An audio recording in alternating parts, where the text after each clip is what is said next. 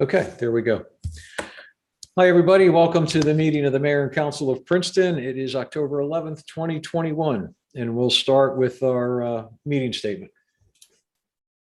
Notice of this meeting was provided.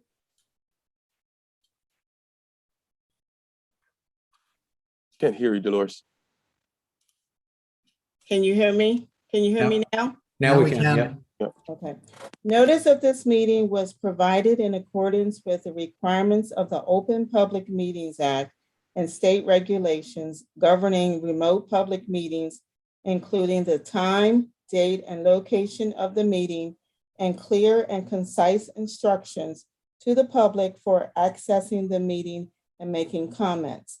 In addition, the agenda and all related materials were posted electronically and made available to the public on Princeton's meeting portal in advance of the meeting. Thank you, Dolores. Leticia, do you want to read the land acknowledgement? Yes, thank you, Mayor. And I just wanted to note that in 2019, Princeton became just the second New Jersey local government to officially recognize Indigenous Peoples Day, and this was done through a resolution that was moved forward by the Civil Rights Commission. So in honor of Indigenous Peoples Day, I'd like to read our land acknowledgement, which is, we gather today on the land of the Lenni Lenape. As members of the Princeton community, we aspire to show appreciation, respect, and concern for all peoples and our environment.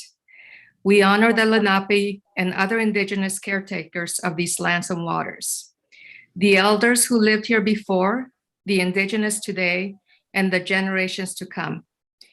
And I want to note that we do so not just on this day, which is Indigenous Peoples Day, but we do so every day. Thank you. Thank you, Leticia. Dolores, can we have a roll call, please? Yes. Ms. Perrone-Lambrose, Ms. Niedergang, Here. Mr. Cohen, Here. Ms. Fraga, Here. Mr. Williamson, Here. Ms. Sachs, Here. Mayor Frida. Here, thank you. All right, we have 8 sets of minutes as the first item that could be either moved as in block, or if anyone has any questions or comments on any one particular one, we could take those. Eve? I had a minor correction, which I sent to Dolores and assume that was done, just a misspelling of a name. Okay. Yeah, so Yes, that's, that was corrected. So I would be happy to move them as one if Oh. nobody has A comments. second. okay, thank you. Well, Leticia has the second. Any other questions or comments on any of the minutes? If not, all in favor, please say aye. Aye. Aye. And thank you to the clerk staff for a lot of work. So thank you. A lot of minutes. Welcome. Thank you. Okay. Announcements and reports. Leticia? Yes, I'll start with the report. So earlier this month, Councilwoman Niedergangs, Michelle and Perrone-Lambrose and myself had the unique opportunity to try out our police department's virtual reality simulator. Members of the police department have been using the RAP training platform to immerse our officers into dangerous situations and critical decision-making situations, while also controlling the outcome during the training session. As my colleagues and I can now attest, the RAP Realities platform fully immerses the participant in really such realistic training scenarios. I myself, I know had almost heart palpitations at the end. It was really intense. And it provides the trainees the opportunity to not just hone their de-escalation skills that they need to successfully and safely diffuse a wide range of critical incidents, but it really highlighted for us to how important it is for our officers to always be on guard and alert to all their surroundings. So we truly, truly appreciated the experience. And, we already appreciated our officers and the work they do, but having gone through the training, we really truly appreciate what they do on a daily basis, not knowing what they're going to run into in responding to a call. I also had, in addition to that report, I also had an announcement on the Princeton Public Library is going to be hosting their second Fall Fest. And this year will be including an Engage Princeton portion. It's being held at the Princeton Shopping Center on Saturday, October 16th from 12:30 to 2 p.m.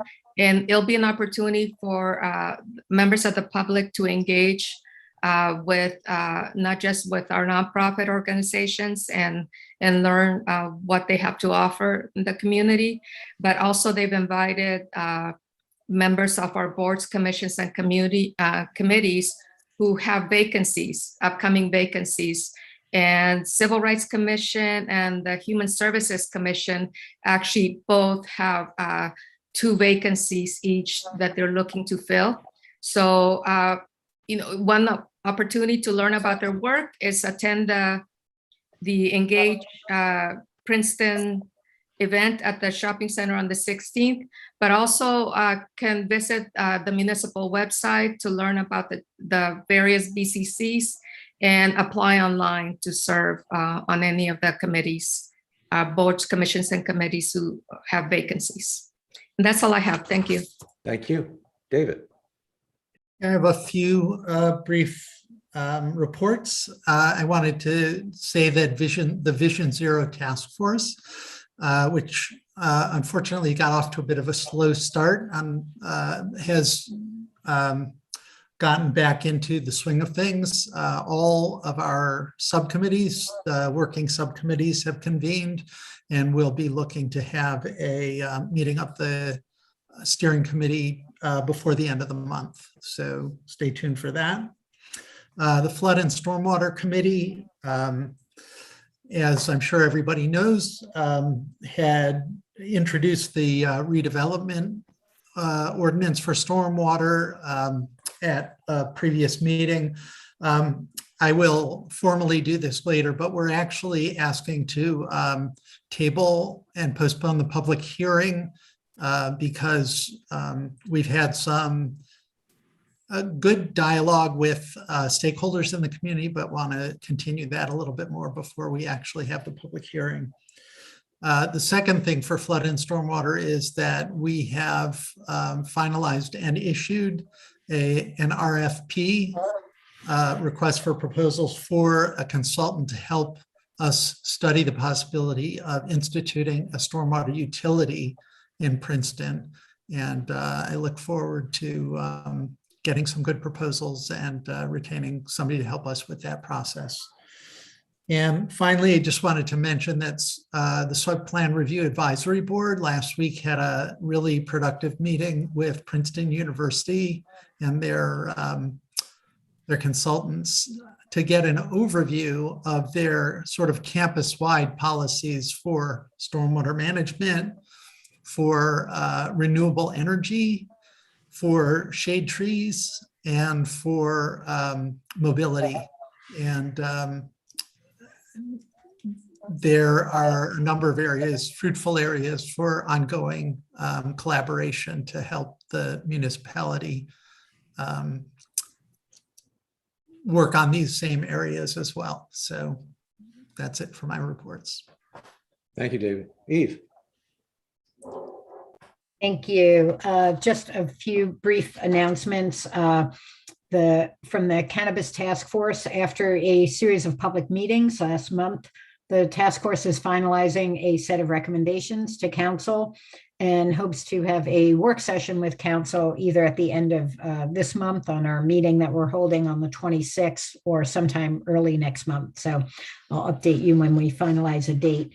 The Sewer Operating Committee has been working hard along with a lot of municipal staff. I'd like to thank our sewer engineer, Andrew Philippi, and sewer manager, Dominic Itzy, as well as the SOC and a bunch of other municipal employees who spent a lot of time revising our sewer ordinance, which we're going to be separating the sewer section of the ordinance from the stormwater an emergency protocol ordinance. So what you'll be getting, hopefully at the next meeting, will be Chapter 34, which just includes the sewer ordinance. And I just want to thank my colleague, Councilwoman Sachs, for coming to the SOC meeting and giving us some words of wisdom about how to integrate the accessory dwelling unit provisions into sewer to make sure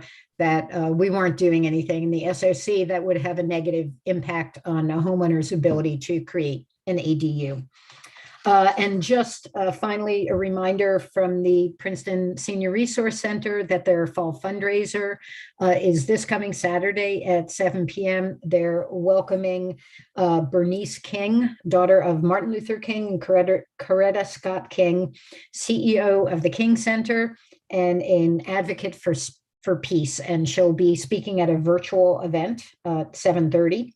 And I also want to report that the PSRC has finally moved into its new quarters on Poor Farm Road, and they're planning a grand opening, or in the days of COVID, a series of small grand openings, hopefully starting next month. So I'll update you on those as well. Thank you. Thank you, Eve. Other council members with any, Dwayne? Thanks, Mayor. Just a couple quick announcements.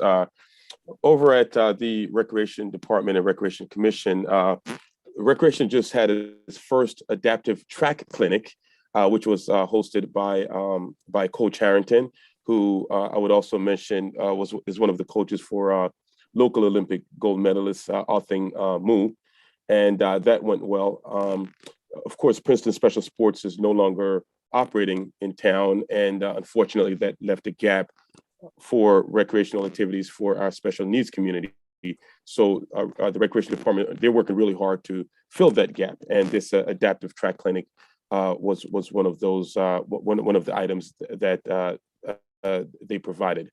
Also, recreation staff is working with the university, Princeton University, Princeton Public Schools, and other some of the local private schools to they're looking at availability of indoor space for winter recreation activities. And right now, because of COVID concerns, a lot of the institutions aren't allowing non-regular users, non-local users to come to their facilities. So that's of course going to affect some of the winter programming from the Recreation Department, including very popular activities like Dillon youth basketball at the university.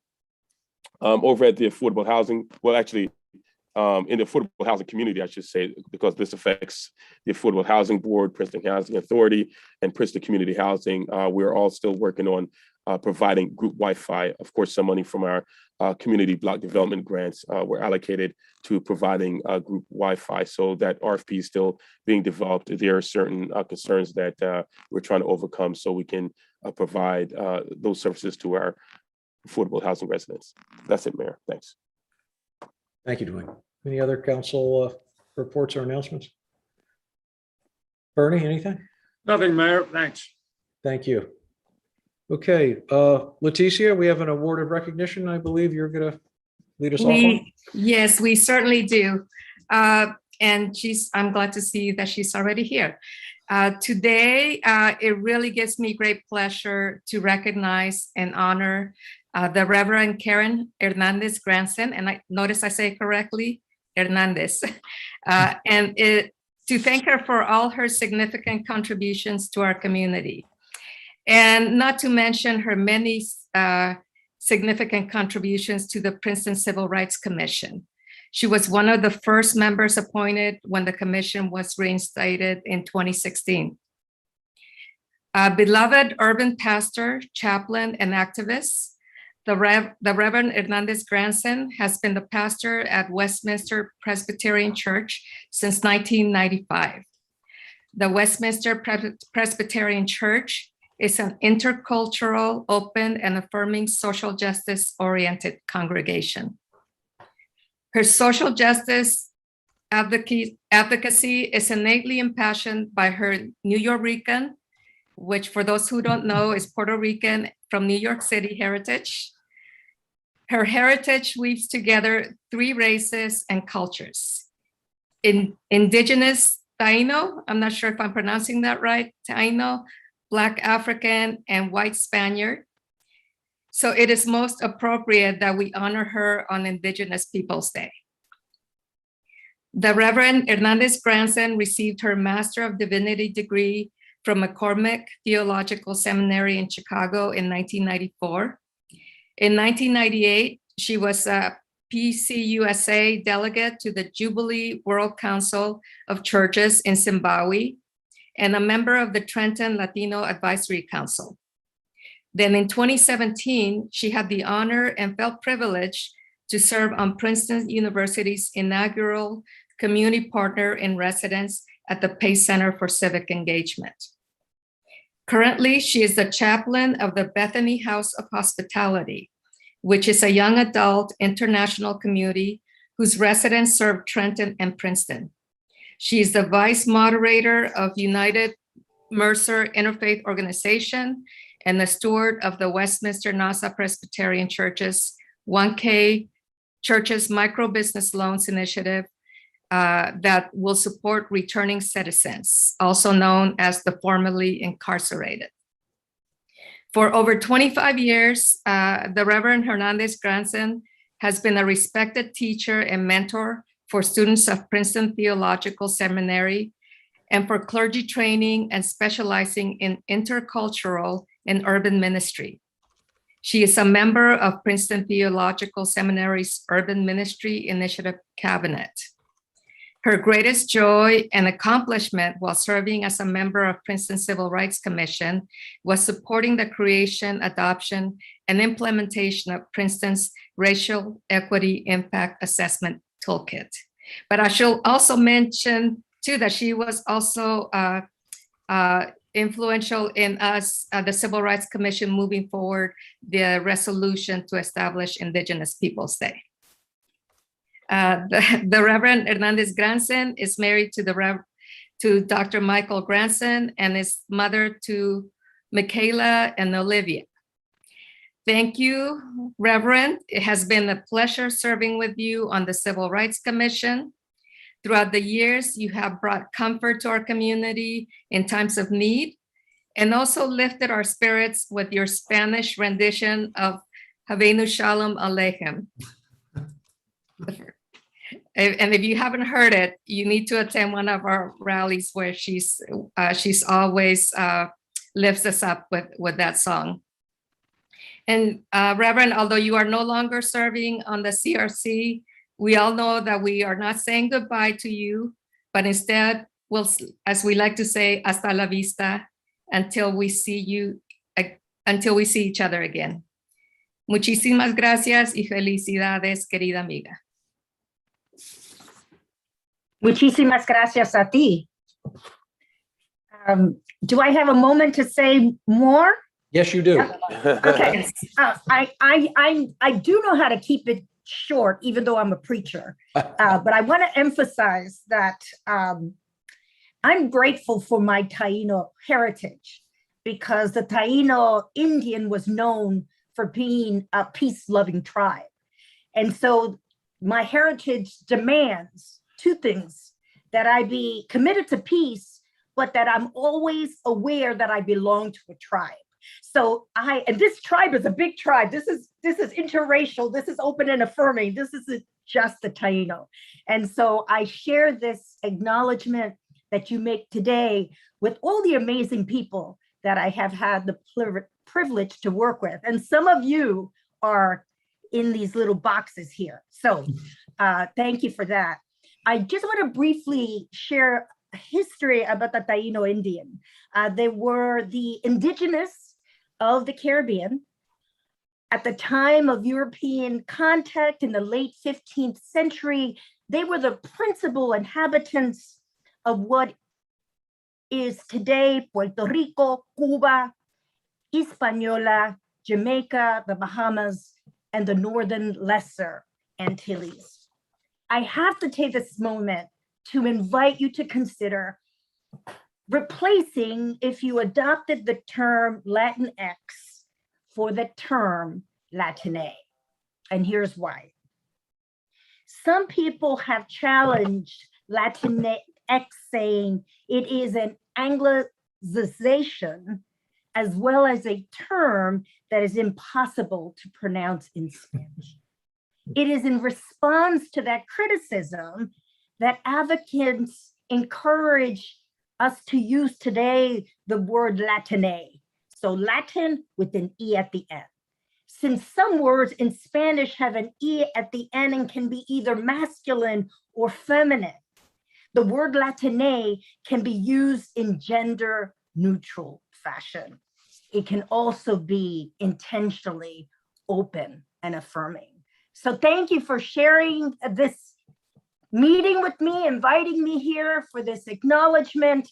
What you do is demand that I continue to live my life by serving others. Gracias, muchísimas gracias. And I know her as Thank you. Reverend Karen, so thank you, Reverend Karen. Yeah, thank you for all your work.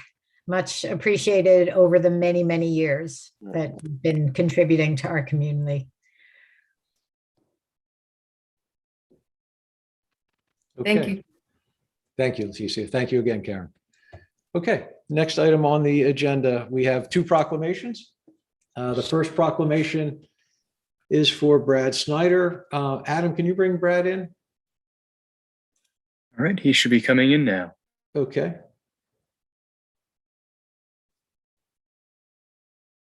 All right, so let me read the proclamation. Whereas Brad Snyder is a Princeton resident, and whereas Brad won the gold medal in triathlon at the Tokyo 2020 Paralympic Games, and whereas this was a new event for Brad, as he had previously won 5 gold medals for Team USA in the sport of swimming at both the London and Rio Paralympics, and whereas Brad spent 7 years on active duty with the U.S. Navy as an explosive ordnance disposal officer. In 2011, Brad suffered complete vision loss as the result of a combat injury in Afghanistan. And whereas Brad also serves as an athlete representative on the United States Olympic and Paralympic Committee's Board of Directors, is a Pat Tillman Scholar, and is the advisory board chair for the Navy Special Operations Foundation.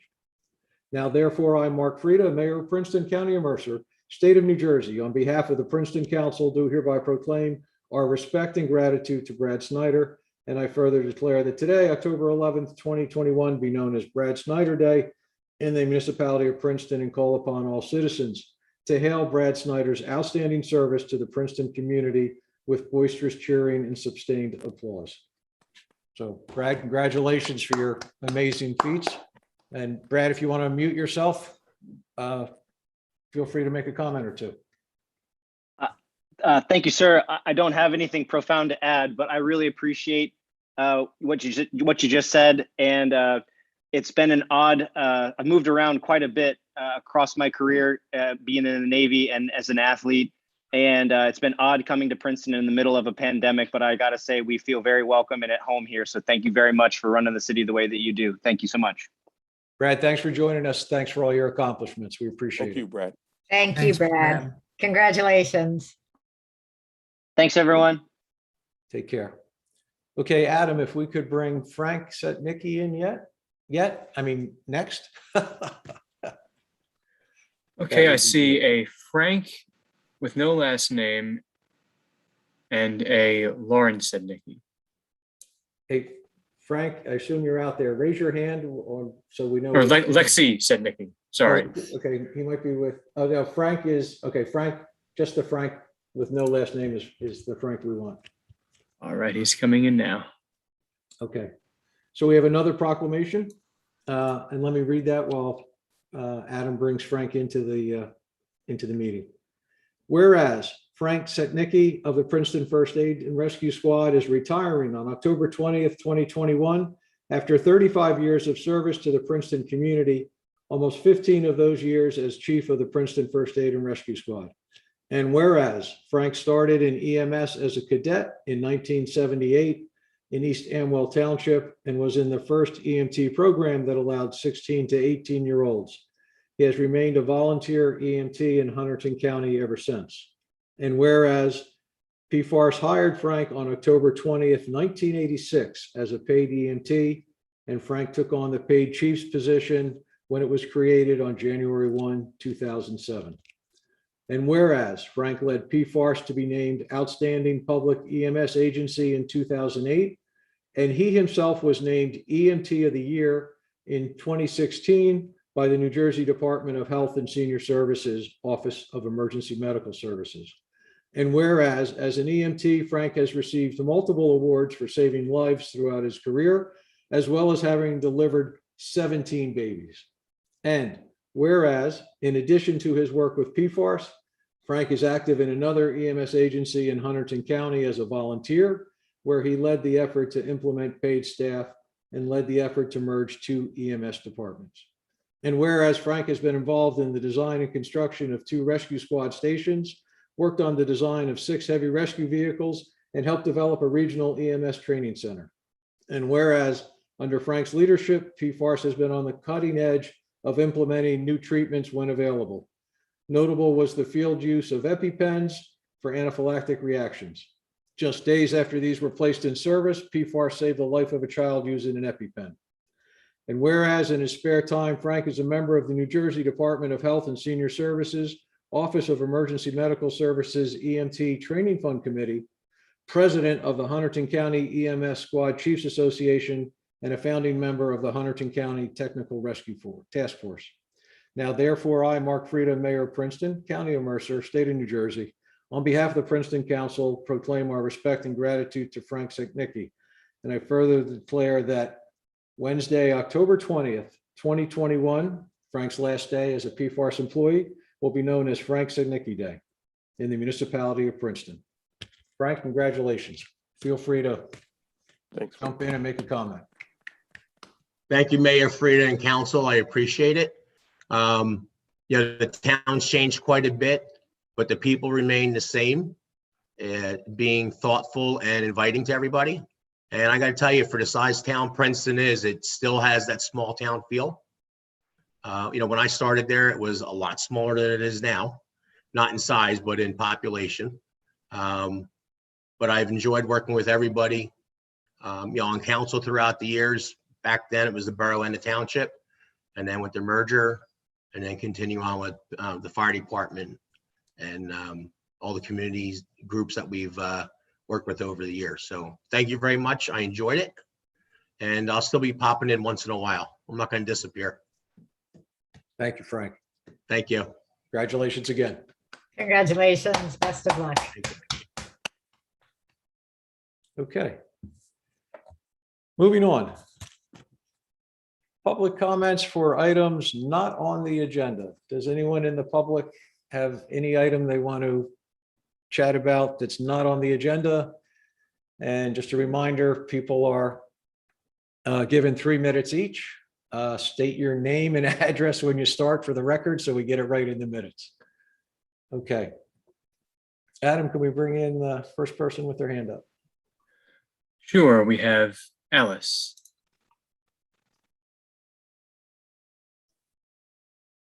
Hello, am I on? Alice, you're on. If you could just state your name and address. Alice Artzt, A-R-T-Z-T, 51 Hawthorne Avenue, Princeton, New Jersey, 08540. I just wanted to remind everybody that about the whole parking situation, which still preys on our minds, and we're very, very upset and worried about it here on Hawthorne Avenue. Because before we got the system that's now, and I've written notes to most of you and notes to various other people, and they've written notes to me, and we've gone around with petitions. But before we had the very good system, which we now have, which is working beautifully for us and which we all love, we had major problems with people parking all the time on our street, and we could never park our cars any place near where we needed to, and anyone coming to visit us had to walk for blocks and blocks, and it was a major problem. It's now more of a problem, particularly for me, because I had a broken femur several months ago, and am now much more reliant on trying to get out to a car in some safe way without killing myself. And the only place that a car could be parked anywhere near that I can access is right in front of our house. Our driveway is way back in the wilderness over all sorts of terrain that is not, I could not negotiate it. And so we have a major problem. If I need to get to my car, I need to be able to have that space. And there are other people who have said the same sorts of things to us. I'm right on the corner. So anybody, if they've got a permit to park on our proper or on our street, any place, they're going to choose either our house or the other one on the corner. And they have somewhat of the similar situation in that their driveway is very far away from their house. And it is in our case, and something has to be done about that. I'm hoping that we will get, a reasonable solution so that we can have people park somewhere near us if they need to work for us, if they need to come. I have had situations where several different vehicles have had to be there. One, the ambulance to pick me up when I had my accident, for starters. There was already a truck from an oil company there and our car. So we needed like 3 spaces, big ones. And other people having a tree taken down have notified us, please move your car for, a few hours because we need 2 huge trucks to be in front of our property to take down the tree. If this thing that you guys are trying to institute and force us into had been in place then, they would have been totally out of luck.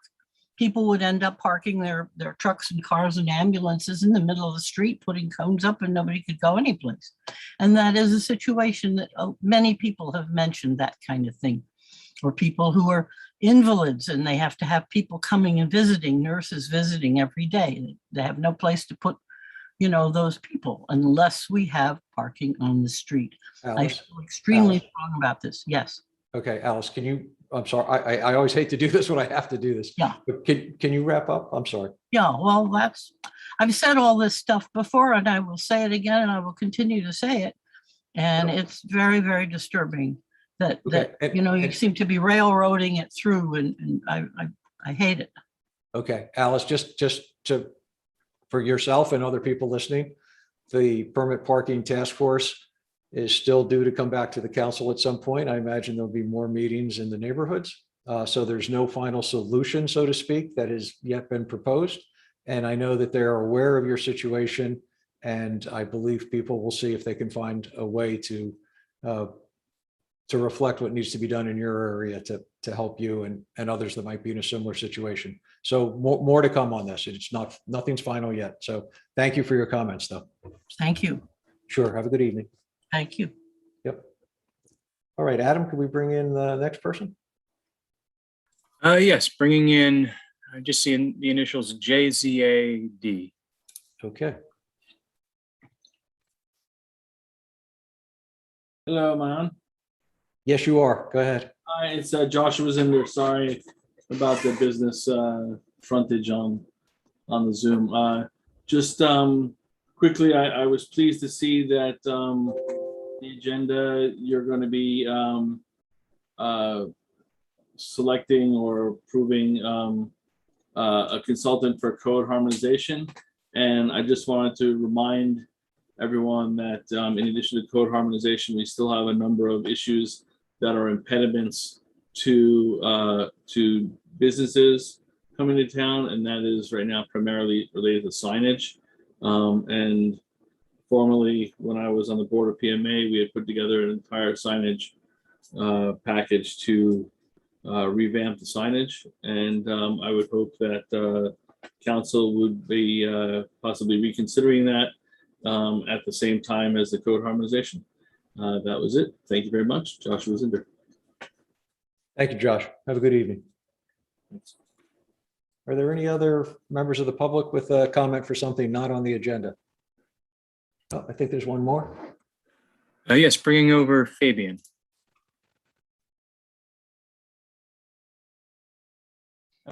Can you hear me? Yeah, if you could just state your name and Okay. address. Yeah. Yes, I'm Fabian Polo. I live on 67 Grover Avenue, so right behind the shopping center. So I have first of all, I have to say one good point of COVID for me is I've been following some of the YouTube Congress council meetings, and I've learned a lot, and I really appreciate your service. It's really impressive, your dedication. So thank you very much. I have a questions regarding bike. So I really like biking. I have a young daughter, and I try to bike in town as much as I can or outside town. And I very much appreciate the efforts to improve the biking infrastructure, but I have some concern regarding the maintenance that I would like to bring up. So there are a few bike lanes that are very nice in town alongside Terhune or Mount Lucas, but they have many cracks and they don't seem to be maintained at all. And as a result, bikes tend to bike on the road, and then there are cracks on the road as well. And bikes will try to avoid those cracks, and that leads to dangers because the cars do not expect bikes to move around. And so I just want to make sure that when new infrastructures are being planned, you also think about the budget to maintain them, because otherwise I think they will degrade very quickly, and that's unfortunate. To the extent that when we do a tour around town, you know, Montgomery and other towns, you know, when you get into Princeton, because that's when the pavement for bikes becomes very bad. That's the example being Mount Lucas, for instance. So I was wondering whether there are any plans in addition to building new infrastructures to sort of improve what's already there or make sure that they're being maintained properly for biking. Thank you. Thank you very much. Okay, well, I don't know the specifics on which areas we're going to be repaving or touching up or fixing, but we can find out from our engineering department, and we'll get back to you through either engineering or through our administrator. So thank you. Okay, do we have? Oh, I see another hand up. Sorry. Yes, bringing over Bruce.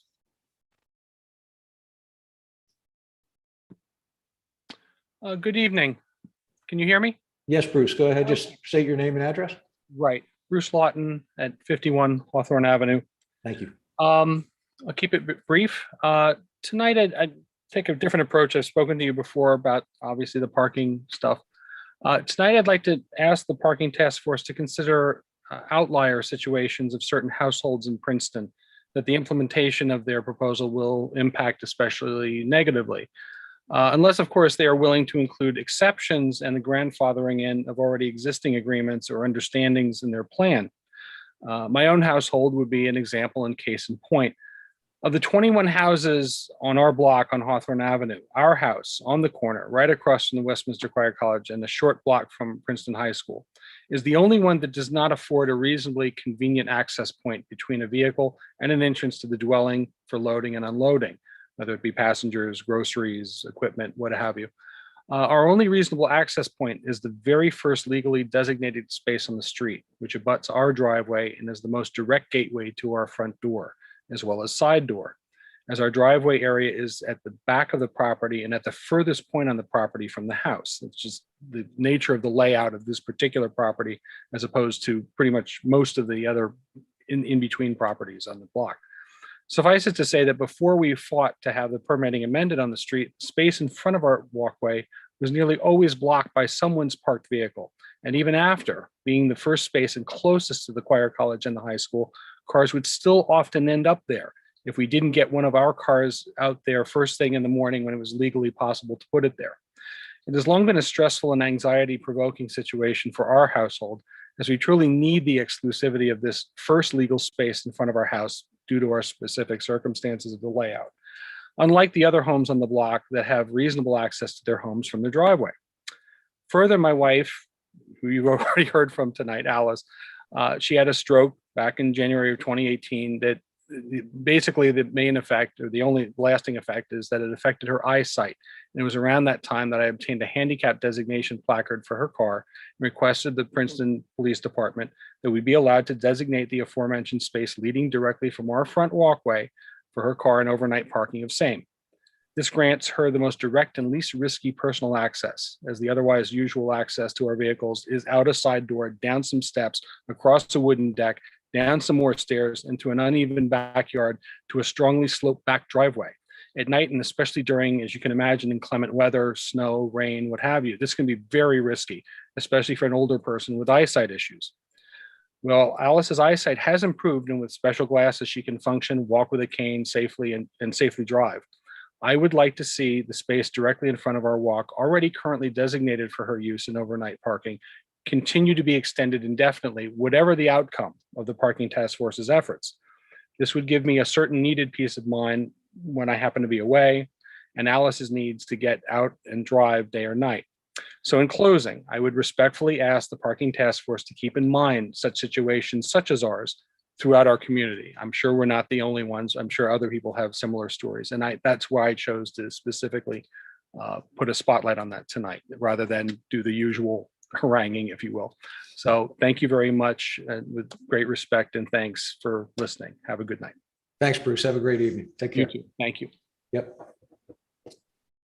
Mia, did you? Yeah, I just want to say it was my understanding that Councilwoman Lambros, who can't be with us during this portion of the meeting, was working on trying to, Alice and Bruce, create a space for you that has provides for what you need, the reassurance that you need. And I'm just wondering, has the Permit Parking Task Force thought about a mechanism? So this or is, do you not so, just, I'm sorry, you Mia. want me to get into it? Okay. Right, we're not gonna, during the public comment, we really don't get into that kind of detail, but Okay. your point's well taken, and I thank you for making it, so they're reassured that there is a council member working on this with other council people and staff to try to address it. So that's, and I don't mean to, I'm terribly sorry, I don't mean to cut Mia off, but we try not to, in the public comment, get going too far. I just don't want individuals going Yeah. forward to have to come to council, all of them with their individual parking needs. So it would be great for the Permit Parking Task Force or the municipality to come up with some mechanism. Right. I would say over a period of many years, there have been a number of residents that have come and staff has addressed particular needs over many years. So I don't think it's any new process that needs to be instituted. People just need to make a phone call. Okay. Okay. Thank you, Mia. Are any other members of the public that wish to make a comment for something not on the agenda? Okay. Not seeing any hands, Mayor. Thank you, Adam. Seeing no more hands, then we'll close that part of the meeting and we'll go to correspondence. And the first thing is in relation to the Johnson Trolley Ped Bike Bridge. Who's David? Yeah, I'll just briefly summarize. This is a piece of correspondence that we had received from a group that's been an advocacy group that's been working on trying to get an overpass over Route 295, over Interstate 295, connecting the northern and southern portions of the Johnson Trolley Trail. And while it is a major benefit for the folks in Lawrenceville, whose community would really be connected by this overpass, it could also be a significant advantage to folks in Princeton who want to be able to commute to and from Trenton more safely by bicycle. So the Pedestrian and Bicycle Advisory Committee at their most recent meeting had endorsed this letter and had asked that council sort of endorse it as well, if we can get a sense of the council that there's no cost involved with supporting this letter. It's just sort of adding our voice to the many other organizations that are supporting them in seeking a meeting with the Commissioner of DOT to further the conversation about this improvement. Okay, so David, do we need so we need to take some action just to say we agree to sign our name or to add our voice to this? We would like that if possible. Yeah. Okay. Do you want to make that motion? Sure. I move that Princeton Council endorses the letter that you have attached to your agenda. Thank you, David. Eve has the second, or yep. Okay. Any questions on David's motion? All right. All in favor, please say aye. Aye. Aye. Terrific. Thank you, David. So I guess we'll figure out who we need to tell about that, right? Yep, thank Help you. us. Okay. Yep. All right, next up is a resolution from our Affordable Housing Board. Dwayne, do you I have? guess I'll handle that. One second, I Okay. was just printing it out so I could read it a little larger. One second.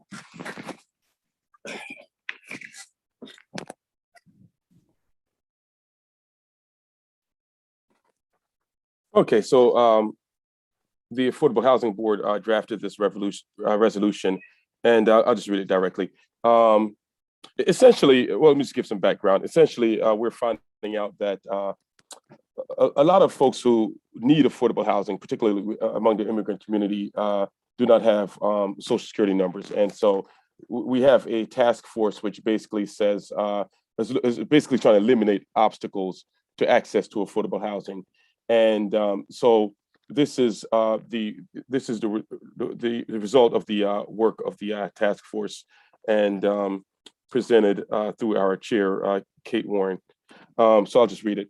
It says, whereas applicants for the rental of affordable housing units within the municipality of Princeton must complete an initial universal rental application form, and whereas the Princeton Affordable Housing Board does not want to discourage non-citizen eligibility for affordable rental housing within the Princeton community, and whereas said board believes that by requiring affordable rental applicants to include on the initial universal application form a Social Security number, this requirement may discourage non-citizens from applying for eligibility to rent affordable housing units in Princeton. And the board adopted this resolution at its meeting on July 14th, 2021 to recommend to the mayor and Princeton Council that the initial universal application for affordable rental units be revised to remove from said form the requirement to provide a Social Security number for either the applicant or any member of the applicant's family applying to occupy an affordable rental unit. Now, therefore, be it resolved by the Princeton Affordable Housing Board as follows. 1, the Princeton Affordable Housing Board hereby requests that the Princeton Mayor and Council endorse and authorize an amendment to the initial universal application form for those applying for affordable rental housing within Princeton be revised to remove from said form any requirement that an applicant provide a Social Security number either for themselves or any household members intended to occupy the affordable rental unit. 2, a certified true copy of this resolution shall be furnished to the Mayor and Council of the Municipality of Princeton by the Princeton Affordable Housing Board Chair upon its adoption. And the certification is by Kate Warren, who I mentioned is the Affordable Housing Board Chair. Okay, Leticia. Yes, I wish to make some comments. Before I even got on council, this was an issue that the Human Services Commission had long advocated for. Is we understood that for many in our community who legally qualified for to apply for affordable housing units, especially including families who have mixed status, but who were basically intimidated by the requirement to provide a Social Security number. And I understood that some research needed to be done, and I applaud the Affordable Housing Board for taking on this issue and for moving it forward. I understood that some of the issues included, figuring out how they could do, for example, credit checks and criminal background checks if needed. But I think if it was discussed, and Councilman Williamson can hopefully confirm that there are many in our community, including our immigrant community, if they may not have a Social Security number, but they have a tax ID number that can also be used to build credit and can also be used to do background checks and through fingerprints or whatever is needed. But there is a way, we just need to allow it. And so this will be, I also want to commend, this will be a game changer for many in our community who, like I said, have been eligible, but they've been hesitant to apply because of that requirement to provide a Social Security number. So I just, and perhaps I don't know if our legal counsel or what it is that we need to do. This is a resolution from the Affordable Housing Board, whether we need to develop our own resolution or just direct our Affordable Housing Department or whoever we need to remove that requirement from our universal application. I think if you just do something as simple as directing your very capable administrator to work with the appropriate staff and ensure that that initial barrier to affordable housing is removed. That's great. Thanks, Trishka. Right. Thank the you. Affordable, yeah, the Thanks, Affordable Housing Council Board has President. discussed this in detail with Ed Schmier, who's the attorney that sits on that board and helps them with all their legal matters. So this has been discussed numerous times in amazing detail. And again, this is just the preliminary universal application. This is just the first step for people to get into the process. Right. So, okay. Thank you, Leticia. Any other questions? Thanks, Mayor. Okay. Dwayne, do you want to make a motion that we ask the administrator to direct staff accordingly to follow up on, to drop the need for the social security number on the universal application? Sure, Mayor. You said it appropriately, exactly as how I would have phrased it. So I make a motion to do the same, Mayor. No, second. Thank you very much. Any other questions on the motion? All right, seeing none, all in favor, please say aye. I'm sorry. Aye. I just want to add that thank you to all who worked on this. As you both have eloquently said, this is a really important social justice initiative, and I'm really thrilled to see it on here. So thank you. Thank you, Eve. Right. So we'd like to also thank all the staff. Thank you that were worked on this, and thank the Affordable Housing Board for all their time and effort on this, because there was a fair amount of it. Okay. Thank you. Yep. Moving on. We have a work session. And if you have the agenda, I'm sure we'll share the screen, but for anyone that wants to follow in the agenda package, the slideshow that I guess Deanna's going to orchestrate starts on page 91. Deanna, it's all you. Thank you, Mayor. And we have updated the slideshow from what is in the agenda packet. So probably best to just pay attention to the screen rather than what's in the packet. So with that, I have Michael Laplace, our planning director, and Tejal Patel from T&M Associates here as well with me tonight. The three of us will tag team on the presentation. And let me just get it moving now.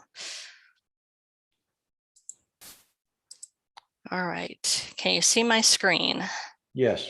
Yes, okay, let's make sure my screen moves next. Okay, has the slide changed for you? Yes. Okay, great, thank you. Just for background, I know everybody is aware of this, but back in 2000 and I think it was 18, the engineering department had put out a grant application to improve the Witherspoon Street corridor starting from Nassau Street to Green Street.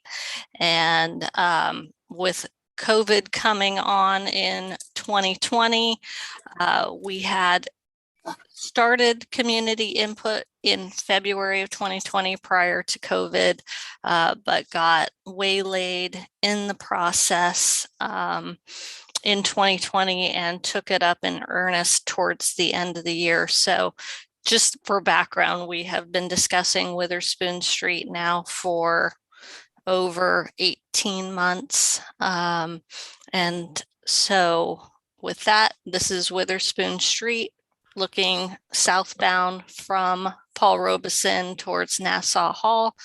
You can't see Nassau Hall in this photo with the tree canopy. As we get closer in, you'll see pre-COVID, there was quite a bit of vehicular activity on the roadway. And at the time, we looked at this and said, to enhance the pedestrian experience, something had to give. And in our opinion, it was some of the vehicular space.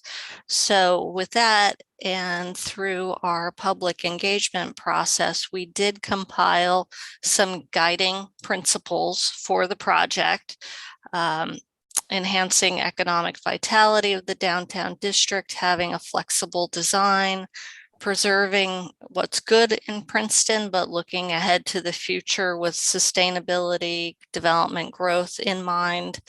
Also looking at stormwater management. This is the headwaters of the Harrisburg watershed, which we know is severely compromised in rain events on a regular basis. Looking at complete streets. Again, when the project was envisioned, this was not envisioned as a pedestrian only space. So we're looking at how do we best balance all of the needs for the roadway, you know, pedestrians, through movements, deliveries, parking, you know, and with COVID, we found another use with outdoor dining and retail space. So how do we incorporate all of those sometimes disparate and conflicting demands on this public rights of way? And also, you know, obviously safety should be the number one priority in everything we do. So a lot of guiding principles behind the design process. We then had moved forward with a design and came back to council back in May. And there was some concern that there was a little bit of scope creep, that we weren't achieving kind of the balance that we were looking for. So we got new marching orders, or not necessarily new, but a reminder of what council's goals for the project were. So design for one way, but figure out how to accommodate two-way operation. And Michael will tell you, why are we designing for failure? But that's, you know, one of the things we heard: have the ability to close off the road for pedestrian use, provide parking, loading, drop off, garbage service, roadway, green infrastructure, maximize the remaining area for public space. So with that, we came up with this overall plan that runs from Nassau Street on the right side to Green Street. And we worked closely with HPC and came up with a plan that at the time, you know, we feel was a good compromise that hit all of the needs of all of the various stakeholders.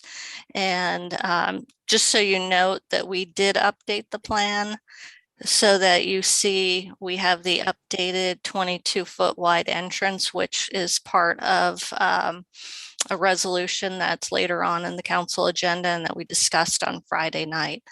But knowing that this roadway was still intended to be kind of a shared space, we had built in different items into the design for safety of pedestrians, because we would know there would still be conflict points between pedestrians and vehicles. So that's where we get into the curb extensions that disrupt the linearity of the roadway.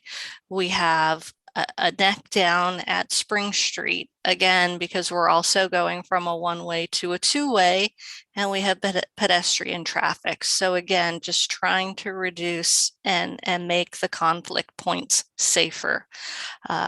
So yes, there was some non-linearity in the design, but with all of the demands for parking, loading, greenery, trees, this has been a plan that best suited the needs, we feel, of the community.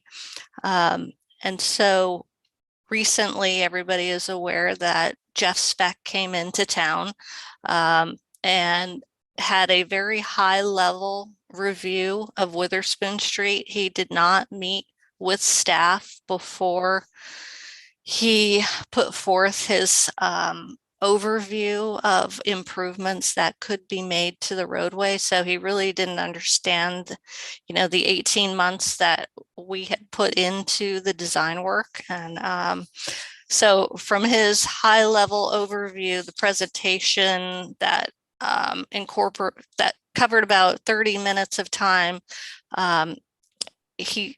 his opinion, and I'm not going to misstate it.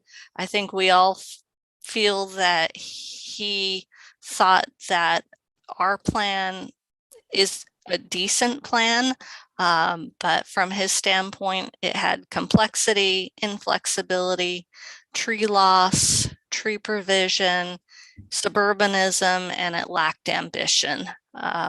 And so to get into more detail on those items, he, for example, recommends not only pedestrianizing from Nassau to Spring, but he also thinks we should pedestrianize from Holefish to Paul Robeson, and then allow a through movement from Holefish to Witherspoon to Spring.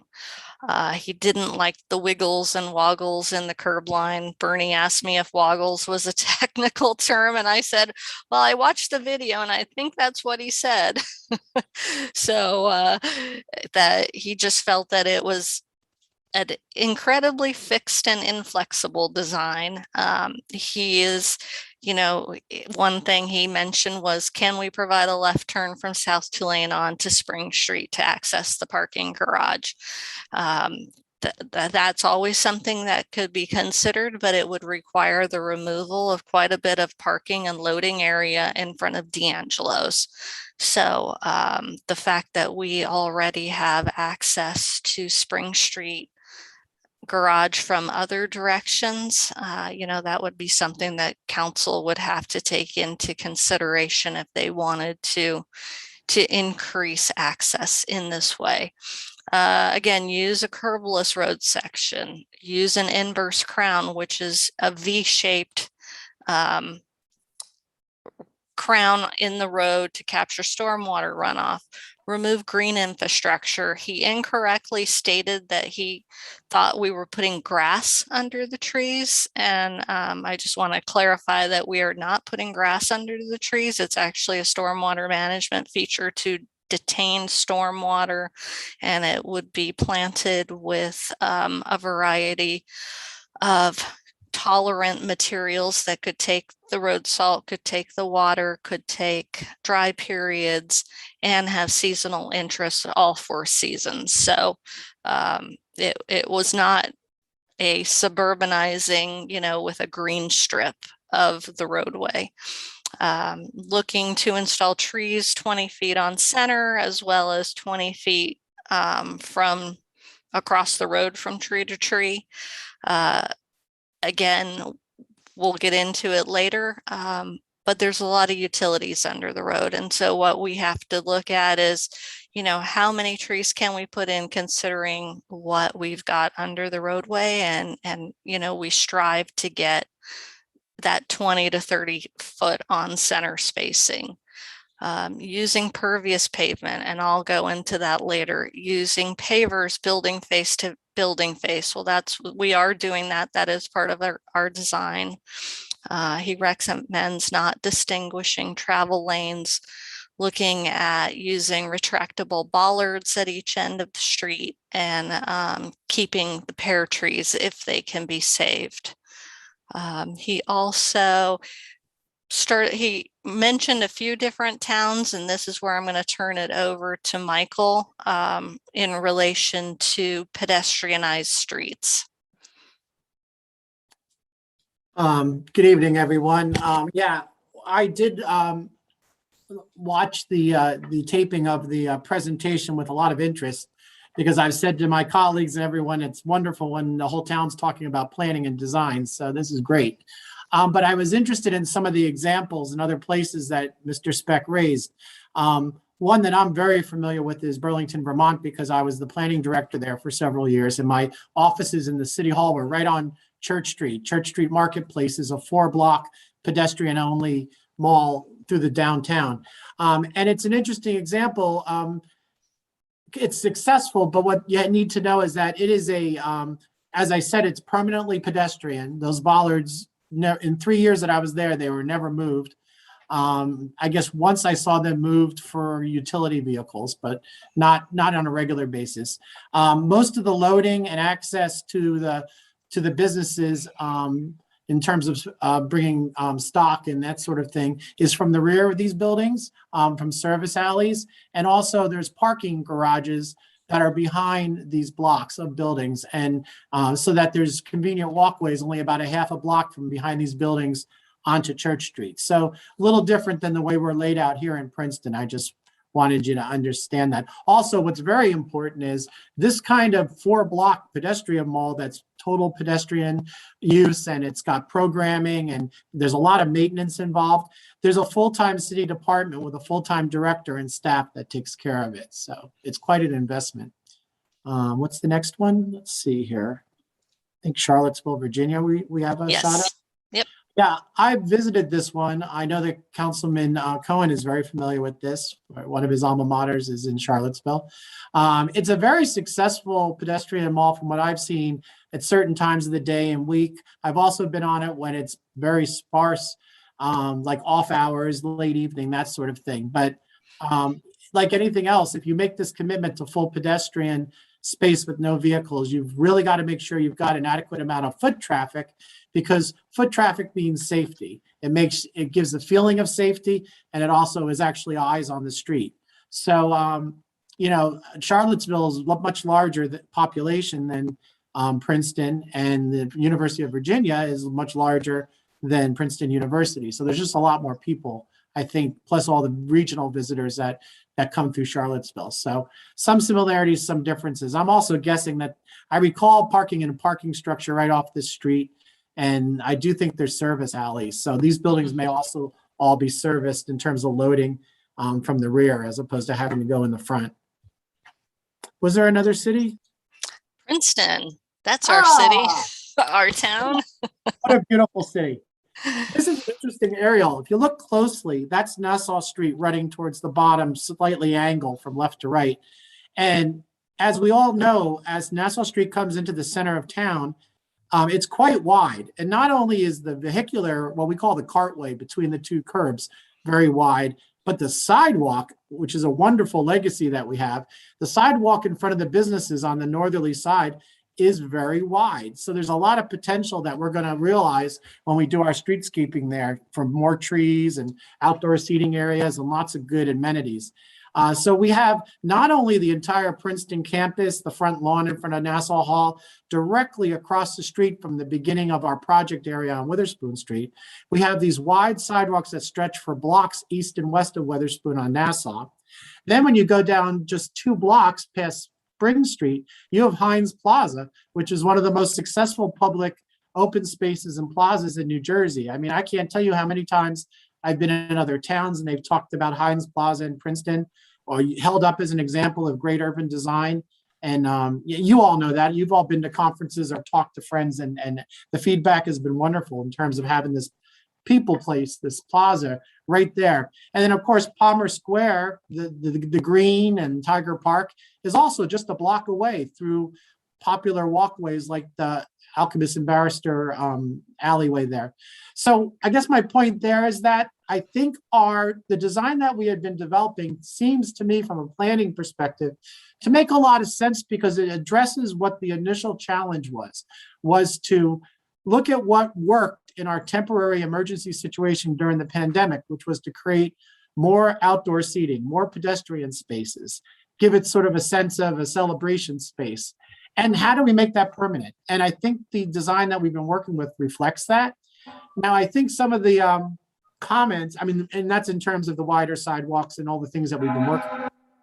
I think that some of the comments that Mr. Speck raised are easily incorporated or considered, and we could tweak our design to make it better. I think some of he had asked for some walks through between the streets so that people can get from the vehicular side to the sidewalk. And we'll look at that. Maybe we can put down flagstone or some cobblestones to make that happen. And I don't agree with him that the bump outs are a problem, because in fact they're part of what makes this project area on Witherspoon Street safer for pedestrians. It's interesting that every time Mr. Speck talked about this project area, he was looking at it in aerial view and plan view. And that's not how people experience a street. People experience a street at the ground level, walking on it.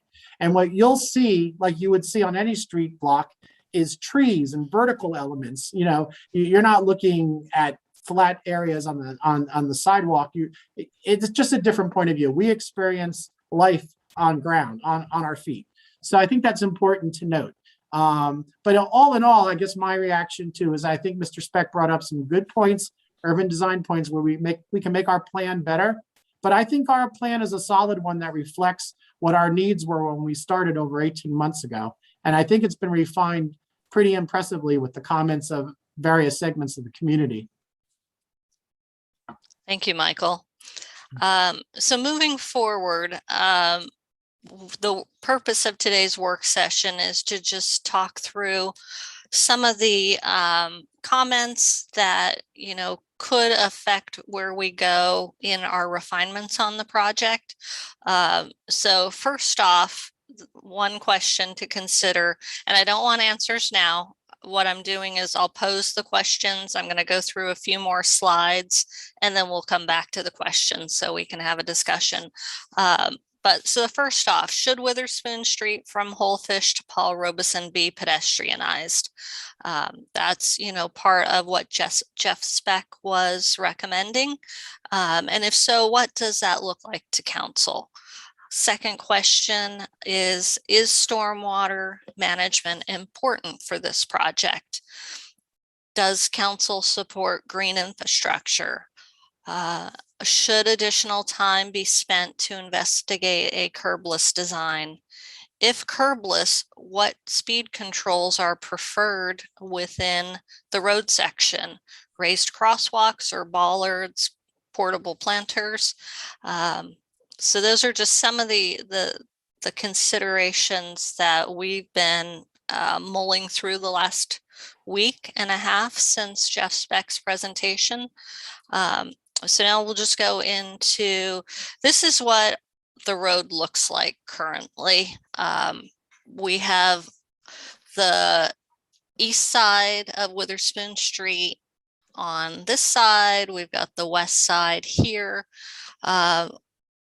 And this represents, what we're trying to represent to you is we've got basement areas for the adjacent buildings that protrude into the right of way on both sides of the roadway.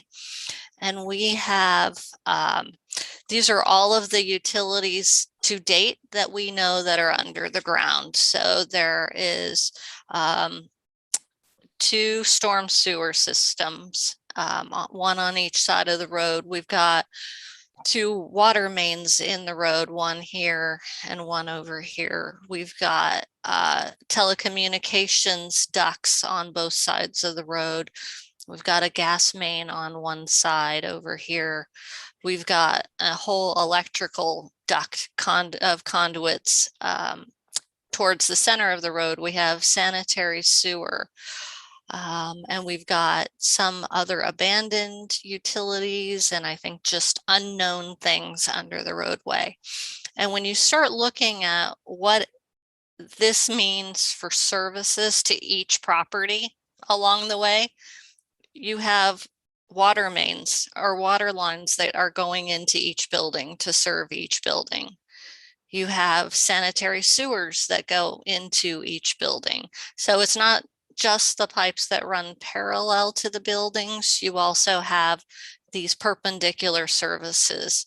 We've got electrical, we've got telecommunications, we've got gas.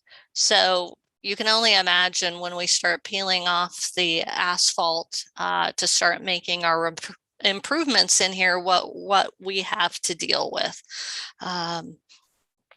And in addition to that, the buildings on the west side of the road are 6 inches higher than those on the east side of the road.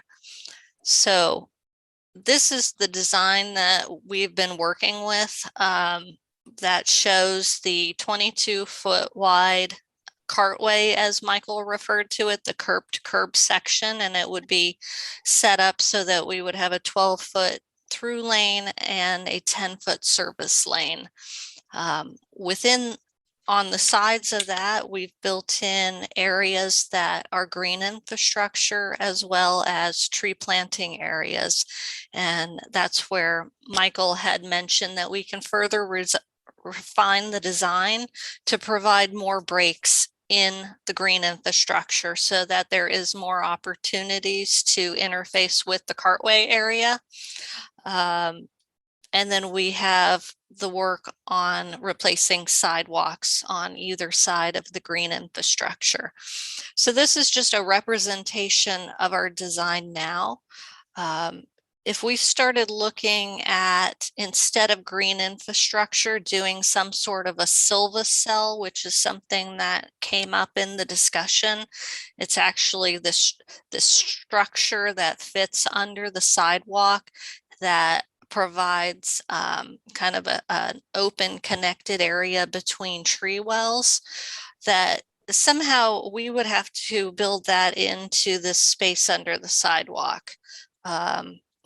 So, oh, sorry, it's not pulling it up for me, but if you imagine this area where my cursor is at, trying to put in this steel or plastic structure while trying to work around storm sewer pipes and services to each building, it will be a challenge. And the silva cells can't go out into the space where you have active drive lanes.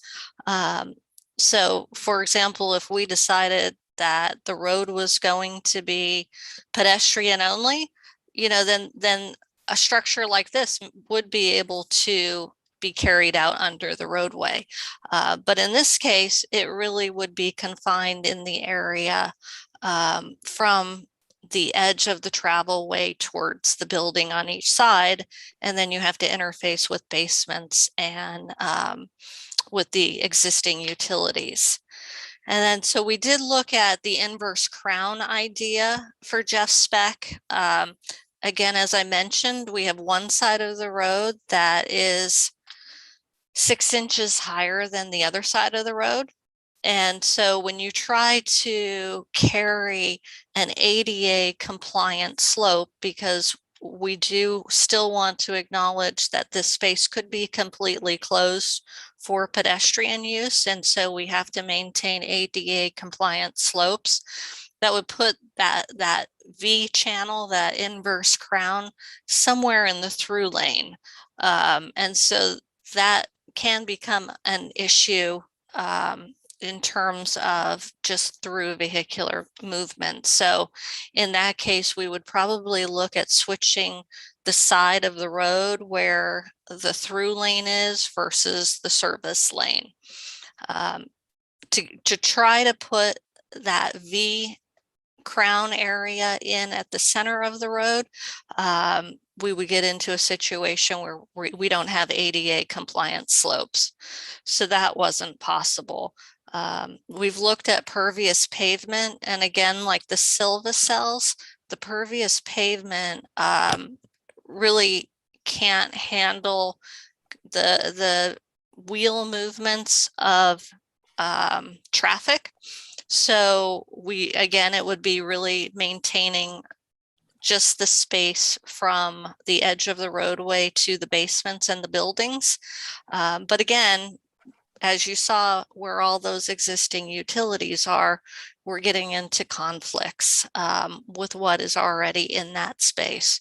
So it's very easy to say, you know, let's go ahead and consider all of these things. But once you start looking at our built condition, either whether it's the building heights on each side of the road, or if it's everything that's under the ground, it's, you know, if we thought laying out just a concept was tough, laying out a design plan to minimize the construction impacts to all of those underground utilities is even more challenging. And Deanna, that also includes the basements that vary in how much they extend under the sidewalk. It's just part of the complexity of a historic street like this, right? Yes, definitely. So with that, we do have, in terms of cost implications right now, as designed, the project is around a $3 million construction cost. And if we are looking to make any changes, you know, of the type that we mentioned the pervious pavement, the silva cells, altering slopes, getting rid of curbs. We're looking at somewhere in the range of about $500,000 right off the bat to make those changes, and that also includes design costs. Then in addition to that, in terms of time, right now we anticipate that we have just about another 3 months or 3 weeks until we're ready to go out to bid. And then we'd be out in a bidding situation for 6 weeks so that we would be able to award a contract and get a contractor on board for, a January 2022 start. And in terms of the construction time, then we're looking at about a 48-week construction time as we've designed the project. If we need to go back and spend more time looking at the various alternatives that Jeff Speck was mentioning in more detail, we're looking at 12 weeks of design time. And then depending on what the alternatives are that are chosen and how they have an impact on the underground utilities, we've built in an extra month for utility work, and then an extra 12 weeks of construction time for the roadway. So we've walked this fine line, like I've said, of trying to give as much as we can to all the various stakeholders, minimize costs, minimize impacts during construction. And so some of the ideas that he's presented are, kind of moving away from minimizing those impacts. So in terms of those council decisions, again, that we're looking for feedback on, number one, should we pedestrianize from Wholefish to Paul Robeson? So what that means is, do we look at continuing the concrete paver treatment from building face to building face, or I guess building face to Heinz Plaza? Currently, the design is only to provide pavers on the sidewalk space. Does that mean taking away bump outs where we were incorporating parking and just having 2 travel lanes? So that's one of the questions. Like I said, stormwater management. How do we accommodate that stormwater management? Is it with green infrastructure, or do you want us to investigate more of these underground solutions? Should we spend additional time on a curbless design? And if so, if you're going to create a 22-foot wide space with no curbs, which means no bump outs, it's going to look like a runway for vehicles. So what do we want to look at in terms of trying to manage the speed? We're looking to establish a 20-mile-an-hour speed maximum in this area with our project. So what would we like to see in terms of speed control? Is it raised crosswalks? Is it putting bollards in the road to create the neck downs that aren't being created with curbs? And I can go back to any slide if that's helpful. I can go back to the main slide that shows the overview of our project. Why don't we go back to the slide with the questions and start hitting the questions one by one? Okay. Sounds good. And I can also turn off my share screen so everybody can see each other. Yeah, and I just wanted to add about the first question to keep in mind as the council starts thinking about how to approach it, the answer. The design we have now does call for improvements to the sidewalk pedestrian areas along the street. It just doesn't carry the same pavement through the cartway where the vehicles are. So we did take a lot of time looking at where areas where it made sense to widen the sidewalk, if there was a retail establishment nearby, there's parking in that area. And it's also the reason why it transitions to more regular transportation for vehicles in that section past Spring Street is that we're very concerned about trying to direct particularly visitors, but anyone coming downtown to be able to easily locate and park in our parking garages. That's always an important consideration. A lot of the congestion downtown is caused by folks looking for parking. So if we can get them into the decks and out of their cars, that's the best scenario. Okay, so why don't we have a discussion on some of the questions amongst council members, and then I'm sure there's gonna be some public that are going to make some comments too. So let's try to be direct, succinct, and if we agree with what somebody else just said, we could say we agree with what whoever just said it instead of repeating the whole thing. Eve, I think you were the quickest. Do you want to start? I'm going to start with unmuting myself. Okay, for the questions, no, yes, yes, no, irrelevant. I just want to make a statement that I think, and I'll be very brief, that I think we're now in a position of going over decisions we've already made. I think that Jeff Speck's presentation was exciting. He had some criticisms and some favorable comments, but I think that a lot of the things he would do differently, we can't do differently because of conditions underground or the fact that there is no space in behind, as there is, let's say, in Burlington for our merchants to have loading and unloading. So I feel like we've worked on this project for a long time, and some of the tweaks that Michael mentioned, I think are great, but I'm personally ready to put this to bed and to go with what we've already established with great input from the community. I'm very resistant to the idea of opening this up all over again when we've already settled a lot of these questions. So that's my take. Thanks. Thank you, Eve. David, and then Michelle.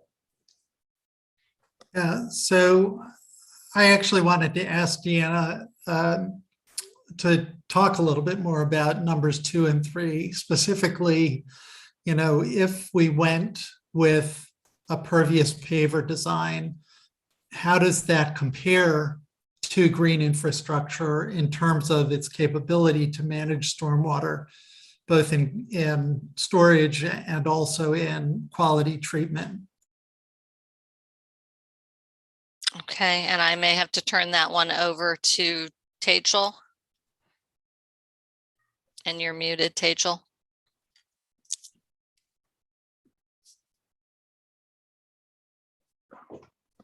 So I'll also start by unmuting myself. When we started looking into stormwater management for especially this stream, we did start looking into several types of GIs that we could incorporate in design. And we tried to stay away from pervious pavement. And I think I did send Deanna a little paragraph about what pervious pavement is used for and why it should not be used. I'm just going to repeat what I sent her earlier today because pervious pavements are mostly used on bikeways, parking lanes, and streets with lower vehicular traffic volumes, okay? And very limited heavy vehicles. They need to be carefully selected and installed for context and expected usage, and they are not often appropriate for travel surfaces with high volumes, heavy vehicles, here being a WD-40, or where frequent starting and stopping place additional force on road surface, okay? Tejal, can I just redirect you a little bit? Because I was thinking in terms of pervious pavers in the sidewalk areas, which is similar to what Deanna had showed in her diagram and not in the cartway. Okay. So yes, that is another option we can see, but that means any type of utilities that are going through that pervious pavement need to be sleeved. They need to be, we need to have enough cover and all that stuff that adds to the construction time of the project. So that is a possibility that we can see. We chose for green infrastructure planters because there are certain things that we can minimize in terms of time if there are utilities that we are trying to get away from. So, yeah. Okay, but that is another. Can you talk a little bit about both stormwater quantity management and stormwater quality using these two different systems? Are we going to sacrifice stormwater quality if we use pervious pavers, or can we get treatment quality? No, they both offer water quality as well as quantity treatment. They have to be designed in such a way that the extent of water quality as well as water quantity that we are trying to achieve can be done similarly. Yes. I asked that question for a very specific reason. I am interested in the possibility of having more pedestrian surface. And if we can accomplish the same goals for stormwater management, I would be interested in moving towards pervious pavers in the pedestrian areas instead of the planting. So that's the one thing I wanted to ascertain and weigh in on. Yes, and I do agree to that. Pervious pavers were looked into when we started designing this. And then just because of the amount of maintenance that is involved for pervious pavers or pavement, we tried to go away with it and use the GI planters. But yes, that is another area that we can tweak the design.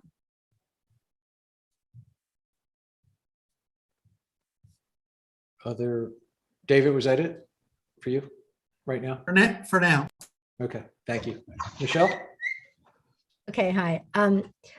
Thank you. First of all, thank you, staff, all of you, and Tejal, Michael, Deanna especially, for taking this on at the last 11th hour. I think, bringing somebody of Jeff's caliber in and having him look at this, first of all, he gave us, real big thumbs up on what we're doing from a bird's eye view. And I think that is the biggest takeaway we should all feel really proud about, is that what we're doing is really all about walkable cities and what Jeff's talking about. So I think that was really important.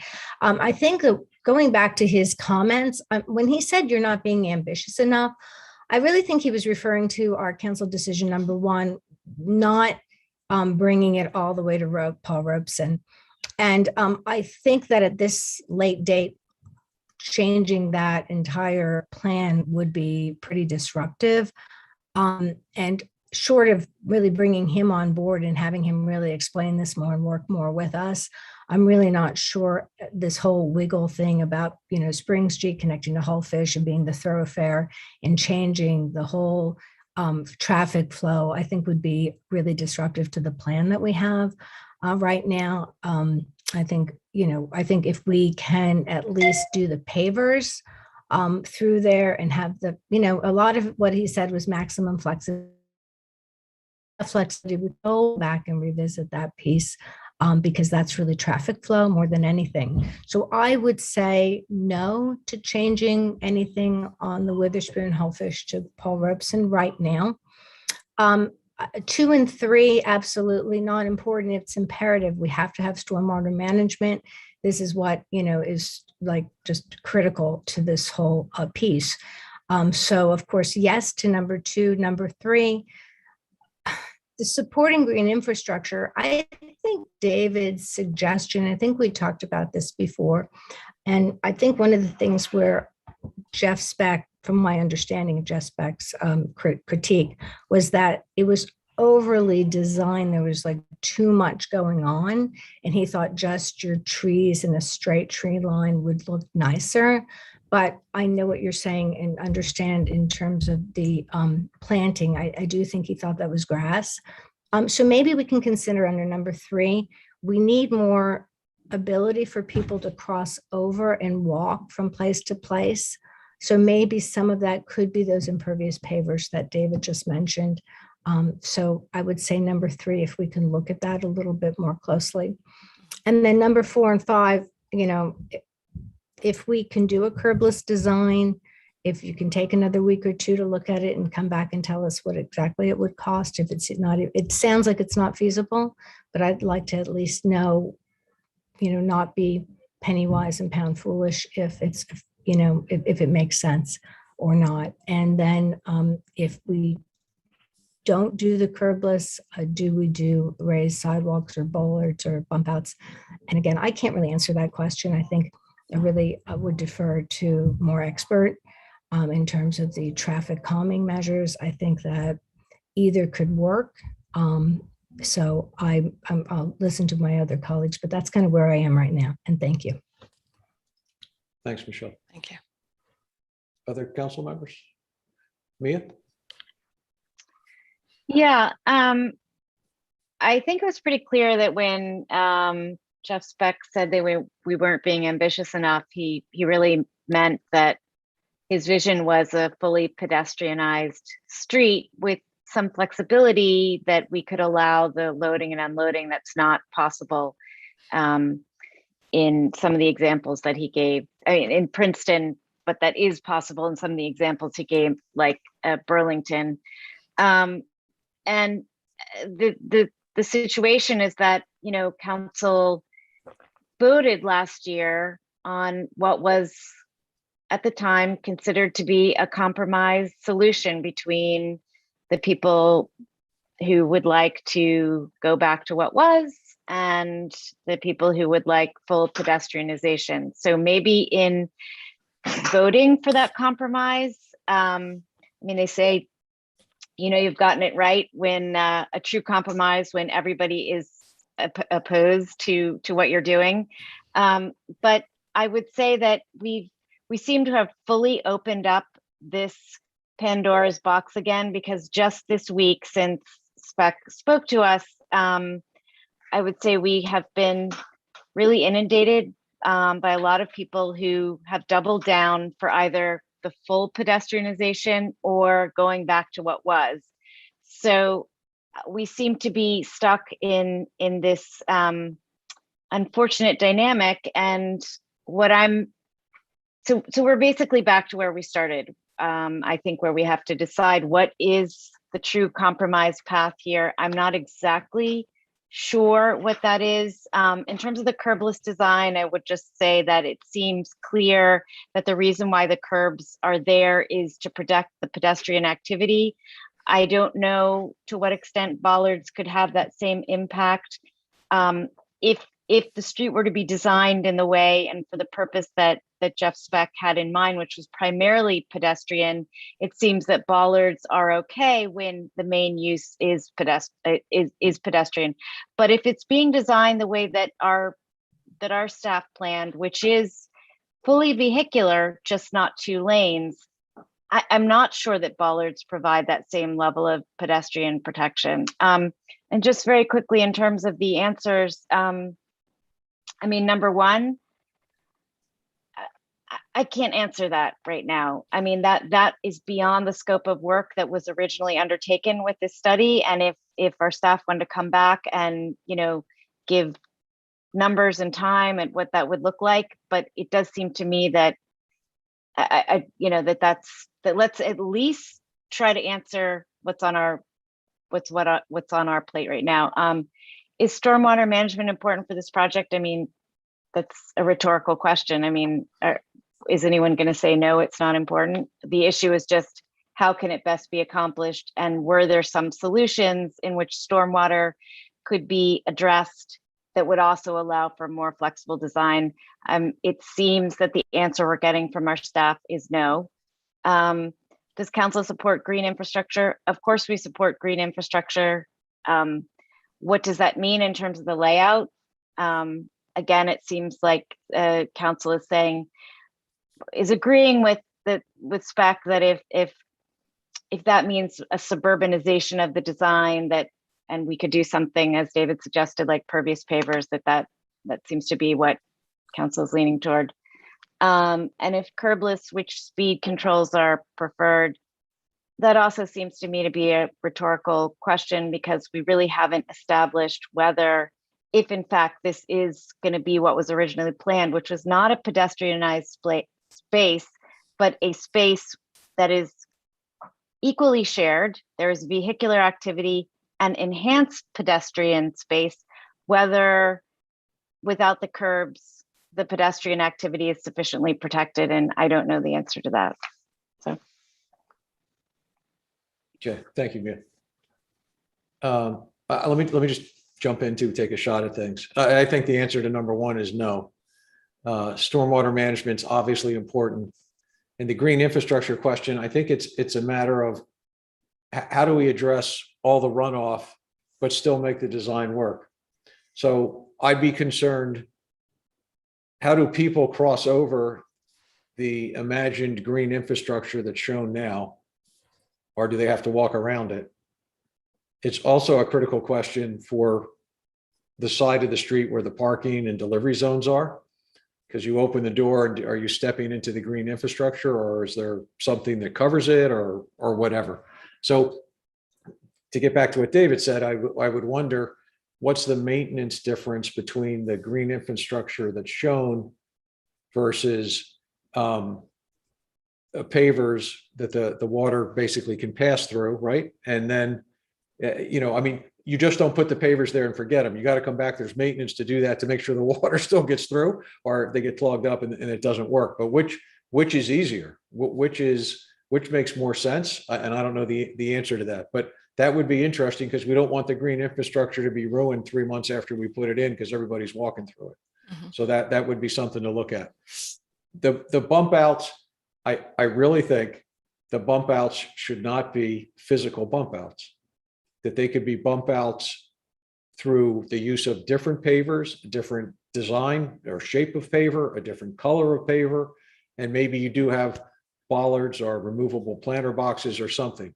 But if you ever wanted to use the roadway in a different way, even if it was for all pedestrian use someday, those bump outs, if they're permanent, they're pretty much permanent, and you'd spend a fortune trying to change that. So I think you could achieve the same thing without making that a permanent structure. Curbless, I think you'd have to figure out how to solve the whole runoff problem. Because if one side of the street's higher than the other, you don't want the water running across the street, on one side, and I'm happy because all my water is running across the street and going in your front door. So I don't know how you solve that problem. And I believe we have a fair amount of money already put into this work, into this design work. And so how much more money are we willing to spend on design, and how much more time are we willing to put into design? So I don't know that we want a lot more money or a lot more time on that. So I would hope that we could figure out, if we're going to make any adjustments, that they're somewhat quote unquote minor in nature or somewhat easy, because this is all still on paper, right? So we can do construction wise, we can still make changes. We haven't put a shovel in the ground yet. And everyone should realize that no matter what we design and what we draw, until we open up the roads and the sidewalks, this doesn't mean that the picture you see today is what the final thing will be, because adjustments will have to be made for things that we just don't know exist underground. Okay, I'm done, but Eve was first and then David. I just have a question probably for Tejal about the pervious pavers. I'm just trying to recall the diagrams I've seen, and my vague recollection, and please don't hesitate to correct me, is that it's a structure. It's not just like a sidewalk. It goes down very deep, a couple 2 to 3 feet. Yes, 3 feet. 3 feet. So I don't see, given the underground infrastructure that you have spoken about, that pervious pavers is a viable option, unless you rip everything up and lo and behold, all those things you thought you saw on like the sonar and that PSE&G and Verizon are telling you are there or not. I mean, is this really a viable option, the pervious pavers for the sidewalk? Well, I'm sorry to jump in, but the pervious pavers, I think, might be limited to where the green infrastructure is shown, because the green infrastructure goes down the similar depth. Instead of the green infrastructure? Yeah, I don't know where else you'd be able to use it, to your point, Eve, because in most places there's a basement or there's underground utilities. It would be. That was David's suggestion, so that to minimize what Jeff Speck was calling the suburbanization of our most urban street. So I do want to add here that we do have step out zones within our green infrastructure for pedestrian movement as well as deliveries that are currently shown in the design. And it is my, I would say, engineering experience that this amount of stormwater runoff would require approximately at least 3 feet depth of pervious pavement section. That means you are now in conflict with communications duct, existing communications duct, which is right underneath the green planters that we have. Michael, you want to say something? I know. Yeah, I think this point is getting away from us. Jeff Speck made an observation on a plan view. He saw these linear green areas and he assumed they were lawn, which they never were going to be. They were going to be landscaped areas that provided really good drainage and catch areas for the trees. And they were supposed to be beautiful too. But we can easily tweak. I think it's a legitimate concern about being able to allow pedestrians to move through some of these longer linear green areas. We could do that simply with putting down flagstone or other kind of pavers. I don't think that's a big, heavy engineering kind of challenge. So I just didn't want us to get too worried about that, because that seems like a design tweak that could be done pretty easily to the current design. Thank you for that clarification. Sure. David? I wanted to, again, sort of raise a question. One of the images that was sent to me by a planner friend seemed sort of like an in-between solution between a curbless design and what we've got, which was a solution where there was a center crown, not an inverse crown on the road, but instead of the curbs, there were gutters on the 2 sides to sort of define the roadway, and possibly even as a little narrower, like if these gutters were within the 22-foot width. It could be traffic calming because it would narrow the perceived width of the drive area. And, it also seemed like kind of a graceful way to make the roadway more welcoming to pedestrians for times when you might close the roadway. So I'd like Tejal to just comment on whether that type of solution, I assume you know what I'm talking about when I'm talking about these gutters, whether something like that is a possibility. So I think I recollect seeing those V gutters all around, and I think this example is from West Palm Beach, if I'm not incorrect. So West Palm Beach is a total different scenario because it is in Florida. It doesn't snow there, right? Think about plowing. Think about the amount of snow that will be on the side of the road in New Jersey. That will be clogging all your gutters. Yes, it is a viable solution. It's called a V channel. It's basically a gutter, which is stormwater conveyance. Another question that was raised for using this type of channels was ADA compliances. Now you have something that is, parallel with the sidewalks as well as the roadway, and it doesn't have that grade that is ADA compliant. People have to either jump or walk through it. I mean, there is, if we start talking negatives, there are many negatives, but yes, it is a viable solution. Would it help to take away that 1/2 inch of elevation difference from the east to the west? That needs to be seen. I don't think we have to use several other design solutions near the storefronts and stuff like that to make up that elevation difference. But again, I'm going to bring up 2 facts here: ADA compliancy as well as the amount of snow that we get and we need to plow, which is not the case in West Palm Beach. And I'll just correct, it's 1/2 foot difference, not 1/2 inch. Sorry, 1/2 foot. Yes, I'm sorry. Thank you, Dan. Okay. I also know that curbs aren't ADA compliant, right? You need curb cuts. So I'm sure there's a solution with these gutters for ADA compliance, but I don't know what it is. Okay, thanks, David. Any other council comments or questions? Mia? I would just like to echo what Michelle said, that we are really so grateful to our staff who have been working around the clock on this to investigate every possible idea and option that comes up, and Tejal, and Deanna, who spent their entire weekend chasing down every idea from every resident, but came in from beyond Princeton to see if it might be feasible. And I also just wanted to say that if I weren't on council, I would want my representatives to be acting exactly the way this council is, which is taking time to listen to everyone, to explore every option. And I did hear a comment over the weekend about why were we taking so long? And, given how challenging it seems to be for us in Princeton to move forward, often on things that are a big change, I think it likely that this will be in place for the next 500 years. So if we take 2 years to figure it out, and we get it right, I think that's good. And everyone on council now, I think, has a possible lens. Some people have, background looking, from a bike perspective or a first responder perspective or a merchant perspective.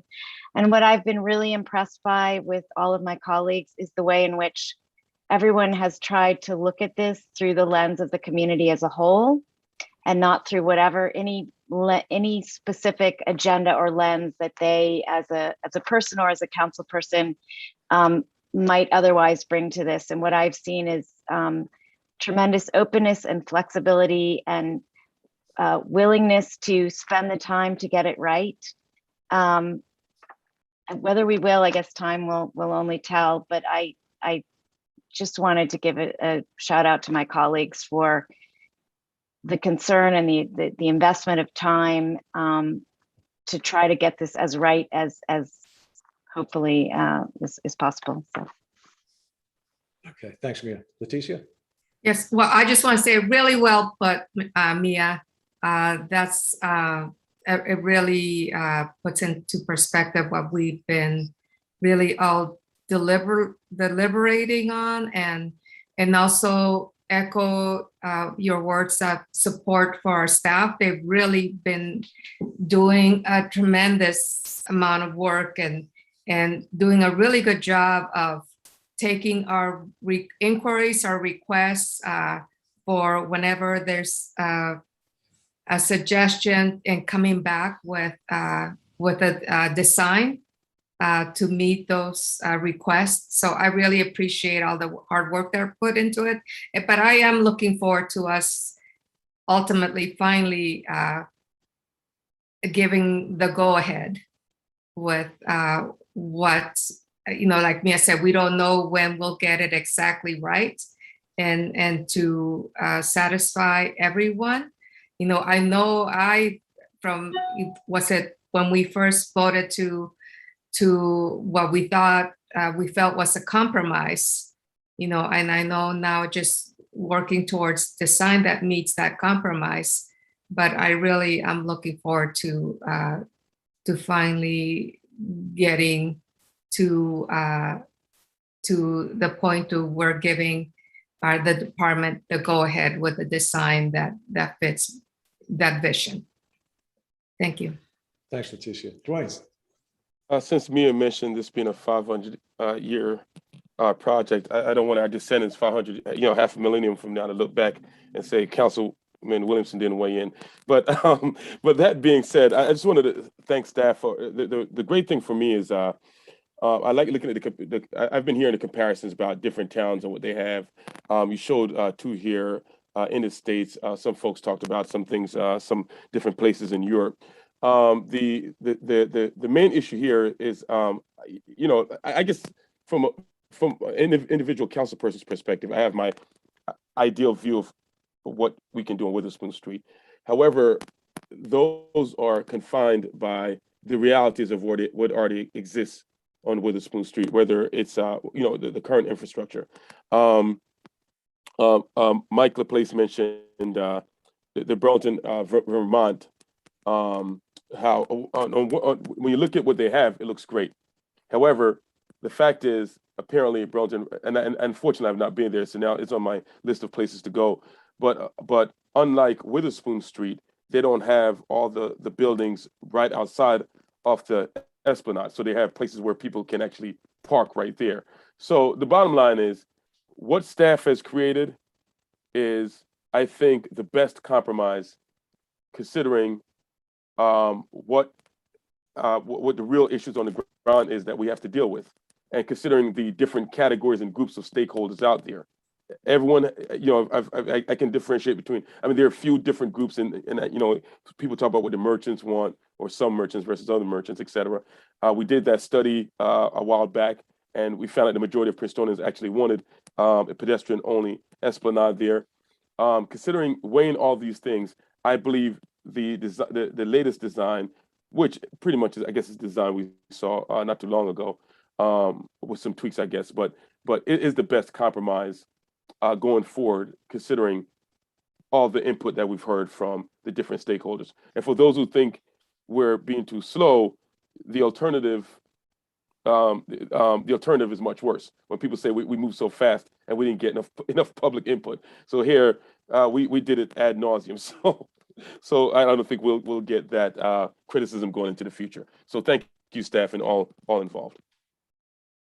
Okay, thanks, Dwayne. So why don't we just see if there's public comment real quick, and then we'll come back and wrap up where we think we are on each of these things.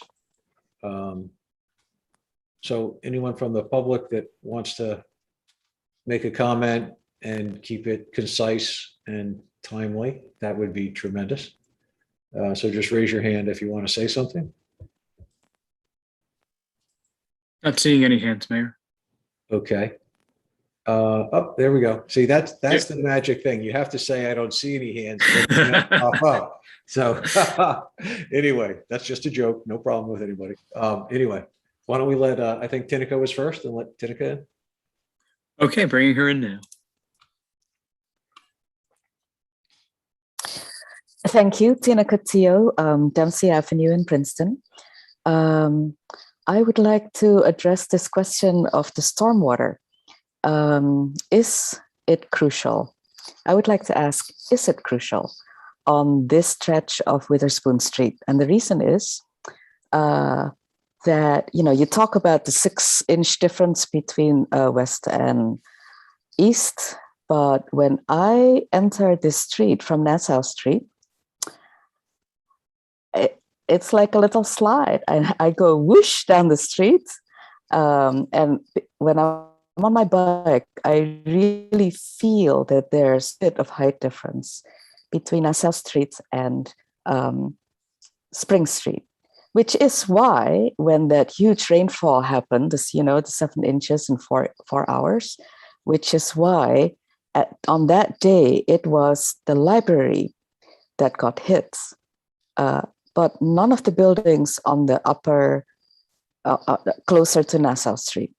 And so my question to the engineers is how, if you are trying to catch stormwater, what is to keep that stormwater from just rolling down the street like I do with my bike?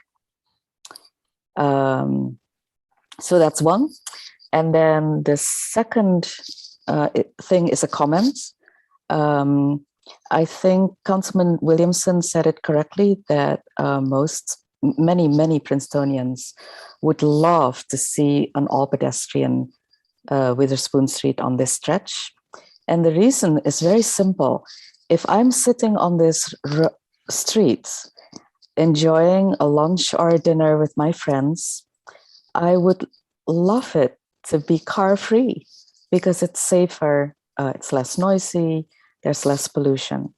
And as a customer, I feel that is how I would like the street to be for as often as possible. So I understand that deliveries need to be made and trash needs to be picked up. And that is why this council approved the one-way configuration. But I am hoping that, you know, those bollards at the beginning of the street will be up most of the time. That's all. Thank you. Thank you, Timothy.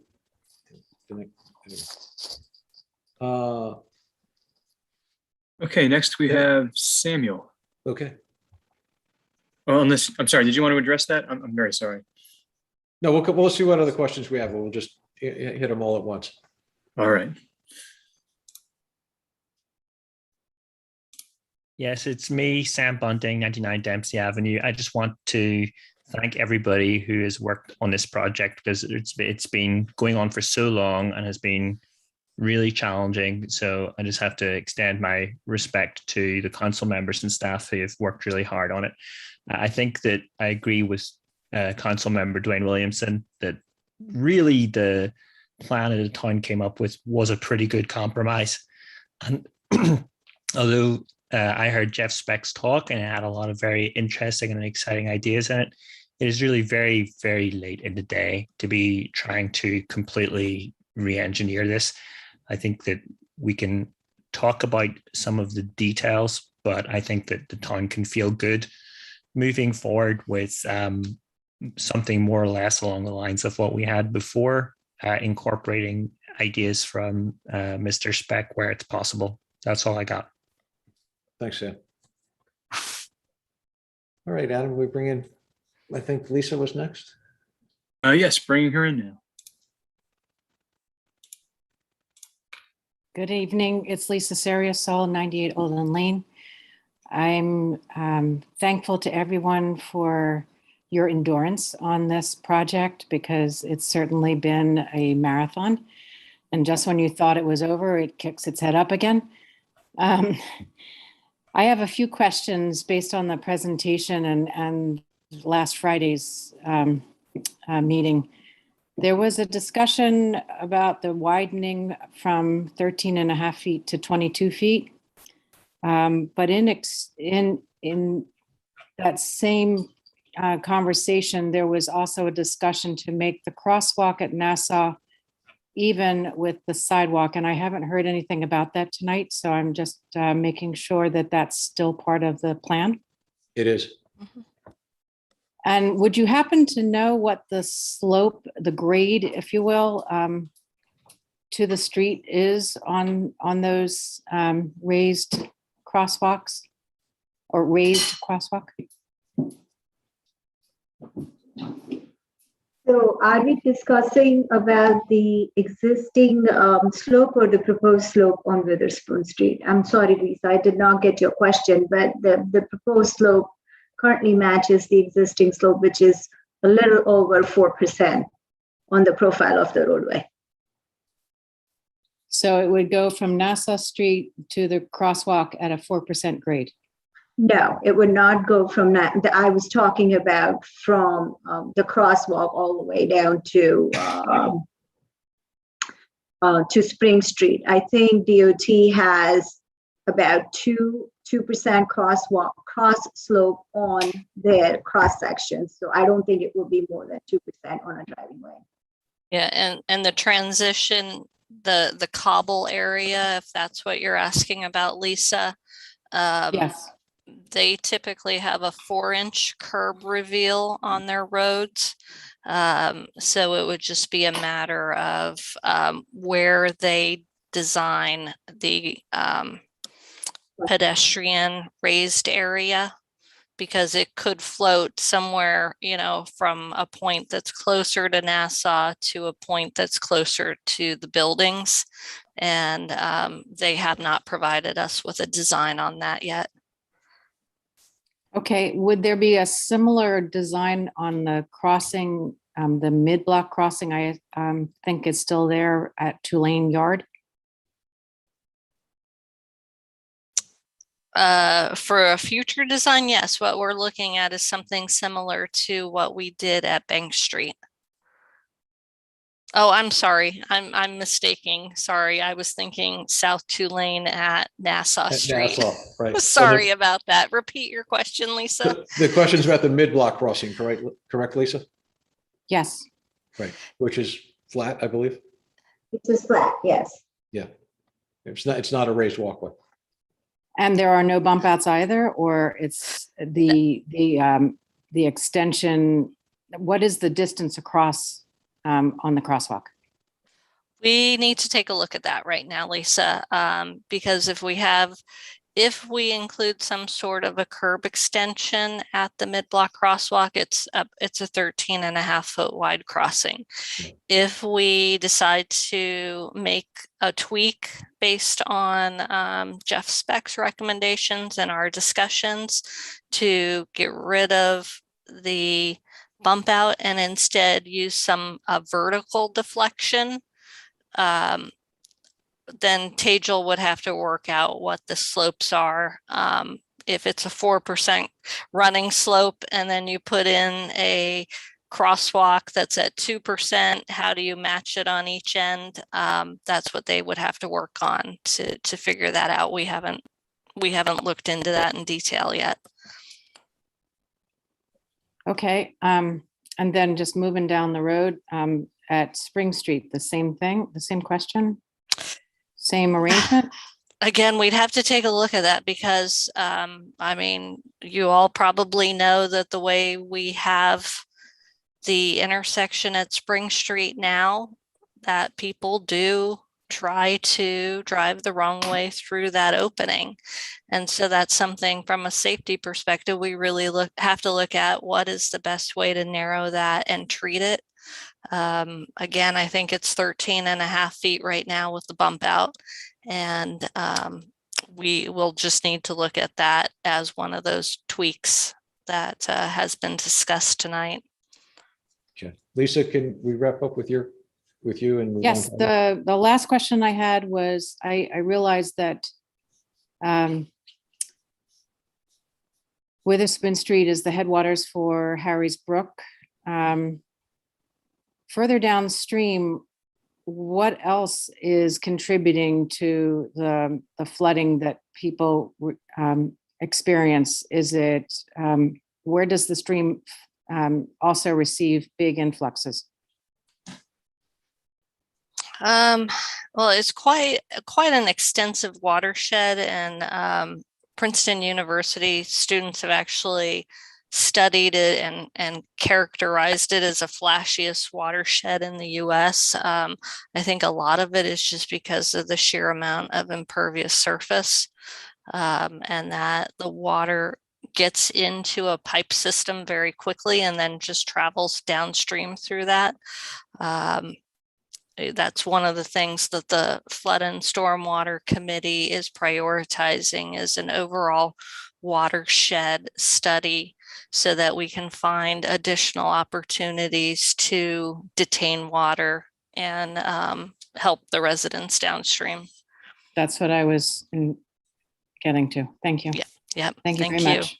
Thank you, Lisa. Adam, can we bring in Richard next, I think? Yep, bringing him in now.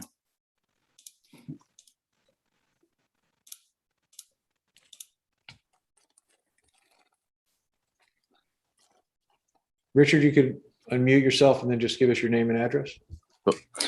Hi, can you hear me? Yes, sir. Okay, great. So Richard McCoy, not a Princeton resident, a Princeton a business owner working in the area. Just a comment on the drainage that I've heard some people speak of, the water flowing down on Witherspoon Street. Just an observation. Is there any way to use? I've also heard the speed issue addressed also. So could you elevate the crosswalks, and those elevated crosswalks, put them into bioswales in those green areas? So that would do a couple of things. That would give you a crosswalk, that would divert water into the bioswales, and it would obviously slow that water down running down Witherspoon Street. So instead of just having a straight chaseway right down Witherspoon, you're able to divert that water into, like I mentioned, green infrastructures, bioswales, and then pipe that water. Again, I don't know what goes on underneath of the things you spoke of, all the utilities under there. I'm not sure if that's something that could be done, but that would certainly resolve the issue of speed, crosswalk, and diverting water. Thank you, Richard. Thank you. And then can we just get back to the earlier question, which was just, Tineke, I think just wanted to understand how the green infrastructure was actually collecting water, how it got into those, whatever we end up using and didn't just flow on by it. Rachel? You're muted. If you see in the plan where we have green infrastructure, we have intermittent curb cuts that help allow penetrate water into this green infrastructure where it is detained and then ultimately gets carried down to a downstream inlet. So it does slow the water down as it passes through the green infrastructure. The soil filters and stuff like that we have help improve the quality of the water. So the basic way green infrastructure planters work are that they will take all these running water that is coming down at a slope, because of those curb cuts that we have within the green infrastructure planters, and they kind of store that water for some amount. It penetrates through a soil media, which is a special soil media that helps to improve the quality of the water. And then finally, it goes down into a downstream inlet. So that is the main function of the green infrastructure that we are proposing right now. Does that answer the question, or do you need more details? I can send you. So let me try to paraphrase, is that somehow magically through sloping and other type of techniques, water will actually make it into the green infrastructure instead of flowing by it. The green infrastructure retains it and then it releases it over time. But we're helping direct water into the green infrastructure. Oh, yes. We have several curb cuts throughout the green infrastructure that are flush to the ground that helps penetrate water into the swales. Yes. And also the trees and the plantings hopefully will absorb water and thrive as well. That's it. Yeah. Okay, cool. Thank you. Eve. Two quick comments. So to Tineka's comment, you want to absorb the water before it gets down to to Spring Street, which is named Spring Street for a reason. And if we were starting from scratch here, nobody would build on that spot.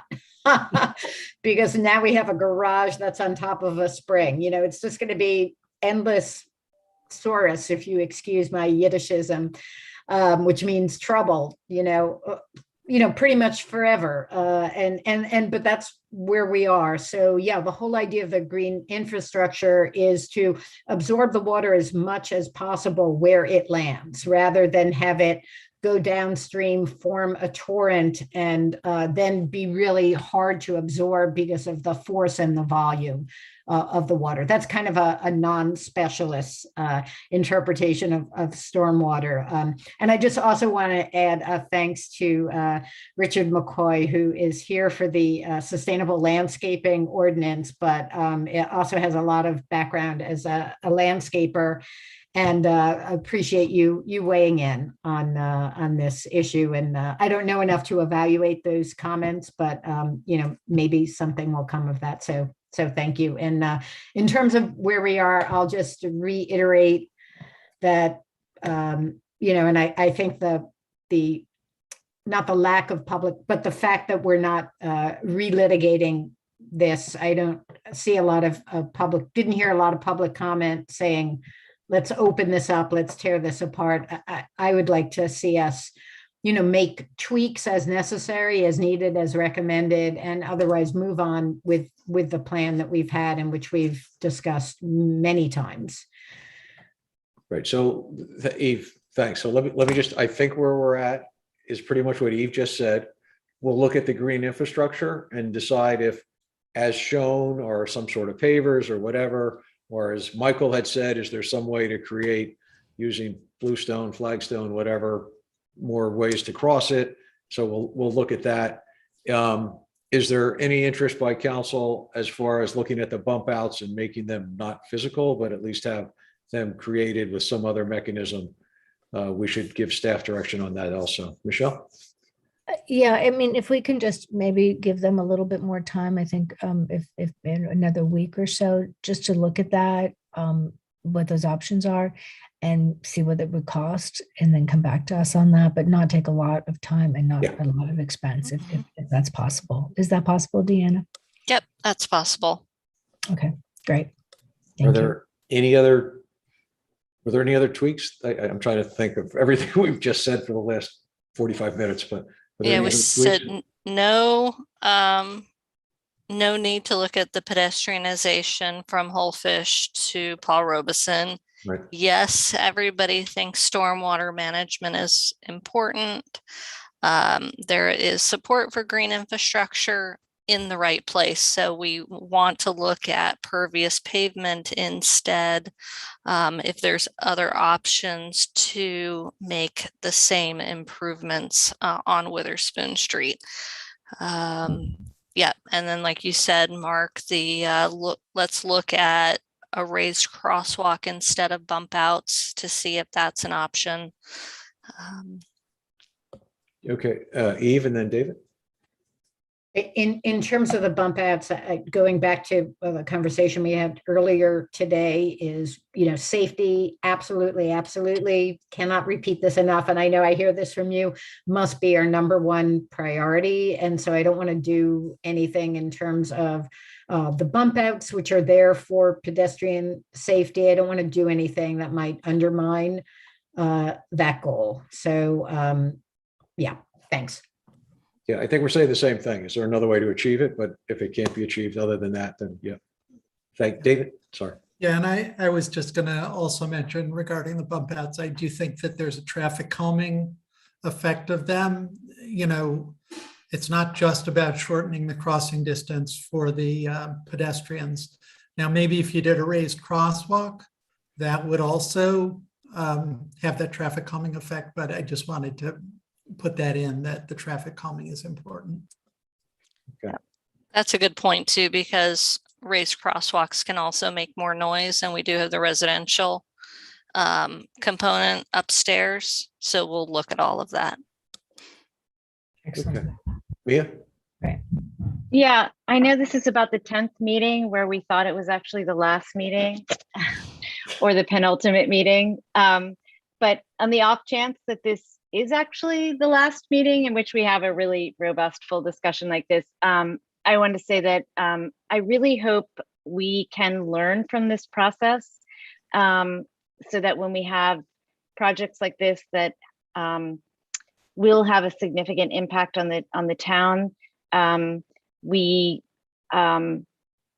will incorporate some of the lessons that we learned from this process. So I will just say that I personally would be interested in hearing from the public and all the different stakeholder groups, and feel free to copy the rest of council. I'm offering you all on ways that you think a process like this that we could do even better.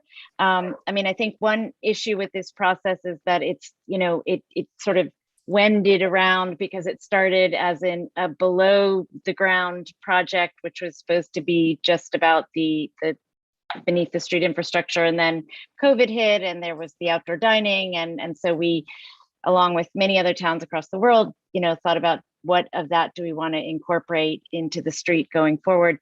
So there was that aspect, but beyond that, how you incorporate the community and key stakeholders into making major decisions like this, and the sequencing and who is involved at what point and the timing, these are really important issues in terms of reaching a successful outcome. And if we don't take the time to learn from a process and sort of do a recap very quickly after we're finished, I think we miss an opportunity to learn how we can do it.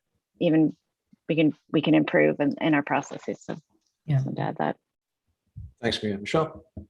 Yeah, and just to follow on that, it's a really good point. This has been pretty haphazard in terms of the community involvement and input. And I would say, the Jeff spec coming in at the 11th hour, that type of overview and look really needs to help us drive, whether we do master planning or general planning. And we need to really be interfacing with the business community on a regular basis and really planning this in a more holistic fashion. So I'm hoping that in 2022, we're moving towards that on a lot of levels. And I think that this experience will help inform what we need to do in the future. So thanks, Councilwoman Sachs, for bringing that up. Eve. I'm sorry, I just want to add my thanks to the staff, just, for always answering my questions, whether they are, first grade questions or 11th grade questions. So really appreciate your accessibility and your support, because this is for those of us who, unlike David, are not designers or architects, or a lot of this stuff is very challenging, and the responsibility of making these decisions feels very great. And I really just appreciate all your hard work and all your hard work in working with us and helping us to understand the decisions we're making and the consequences of them. So we don't maybe always say that enough, but just want to let you know I really appreciate it. Thank you. Well, you help us be better designers, engineers, planners. So we enjoy the challenge of working in Princeton. We give you a lot of challenges. Okay, You so too. we have a whole bunch more on the agenda I still, know. and I think there's other members of the public that probably want us to move along, since it's like 9:30, 9:20, sorry, I didn't mean to exaggerate. Right. Okay, any other final comment that anybody really has to make? If not, we'll move on to the public hearings. Michael? It's a real fast one, since Councilwoman Perron-Lambros mentioned master planning. The new master plan is coming up soon. I just wanted to make a plug. I want everyone to be involved, so stay tuned. Thank you, Michael. Okay, let's go to the public hearing. We have four ordinances for public hearing. The first one is ordinance 2021-27, an ordinance of the municipality of Princeton increasing the number of members on the Public Transit Advisory Committee and amending section 2-90 of the Code of the Borough of Princeton, New Jersey, 1974. Can we get a motion in a second to start discussion on this? I'll move. David, thank you for the motion. Seconded. Thank you for the second. Council comments, questions before we go to the public? Okay, cool. I'm sorry, David. I was just going to say it's exciting that we have so many strong members of the community who want to be involved with this issue. Yep. Any member of the public that wishes to talk to this ordinance? Not seeing any hands, Mayor. All right, thanks, Adam. Okay, we'll close the public hearing and we'll go to the roll call vote on this. Ms. Perron-Lambros? Did she leave? Okay. She did. Yeah. Okay, thank you. Ms. Niedergang? Yes. Mr. Cohen? Yes. Ms. Fraga? Yes. Mr. Williamson? Yes. Ms. Sachs? Yes. Okay, thank you. Ordinance 2021-28, an ordinance of the municipality of Princeton authorizing the acquisition and extinguishment of an existing sanitary sewer easement for property located at 457 North Harrison Street, designated as Block 5502, Lot 2, on the tax map of the municipality of Princeton. Is there a motion for this? Thank you, Eve. Mia has the second. Any council questions or comments on this? Okay, thank you. Public, anybody attending from the public have any comments on this ordinance? No hands raised, Mayor. Thank you, Adam. Okay, seeing none, we'll close the public hearing on this and go to the roll call vote. Ms. Niedergang? Yes. Mr. Cohen? Yes. Ms. Fraga? Yes. Mr. Williamson? Yes. Ms. Sachs? Yes. Okay, thank you. Ordinance 2021-29, an ordinance by the municipality of Princeton concerning stormwater Mayor? management. I think, weren't we pulling this? Well, You have to give me a chance to. Oh, sorry. Yeah, right. So we have to, yes, we have to go through it. I apologize. No problem, no problem. Municipality of Princeton concerning stormwater management regulation for redevelopment and amending Chapter 10B of the Code of the Township of Princeton, New Jersey, 1968. Is there a motion? David has the motion. Is there a second? No. No, Dwayne I don't. Actually, my think- motion is that I would like to table the public hearing for this. We had a good session of stakeholder outreach last week to discuss this, but there are still a lot of questions from members of the public that we would like to try to address before we actually hold the public hearing. So, Second that motion. Okay. Trishka? Yes. So I know usually under Robert's rules, a motion to table, you just go right to a vote. But since this is supposed to be a public hearing, even though David's moved to table it, do we still ask if the public has comments? I just want to make sure we follow the right procedure. My understanding is that a motion to table is non-debatable and you just go to a vote. Okay, so we can exclude public comment and that's okay. Yes. Okay. And I just want to say, when I say exclude public comment, this is going to obviously come back for another public hearing and there'll be public comment at that time. So we're not- Correct. It's just right now you're taking the Yep. question off the table, but then someday it'll be put back on the table. Yep. Just want to be abundantly clear.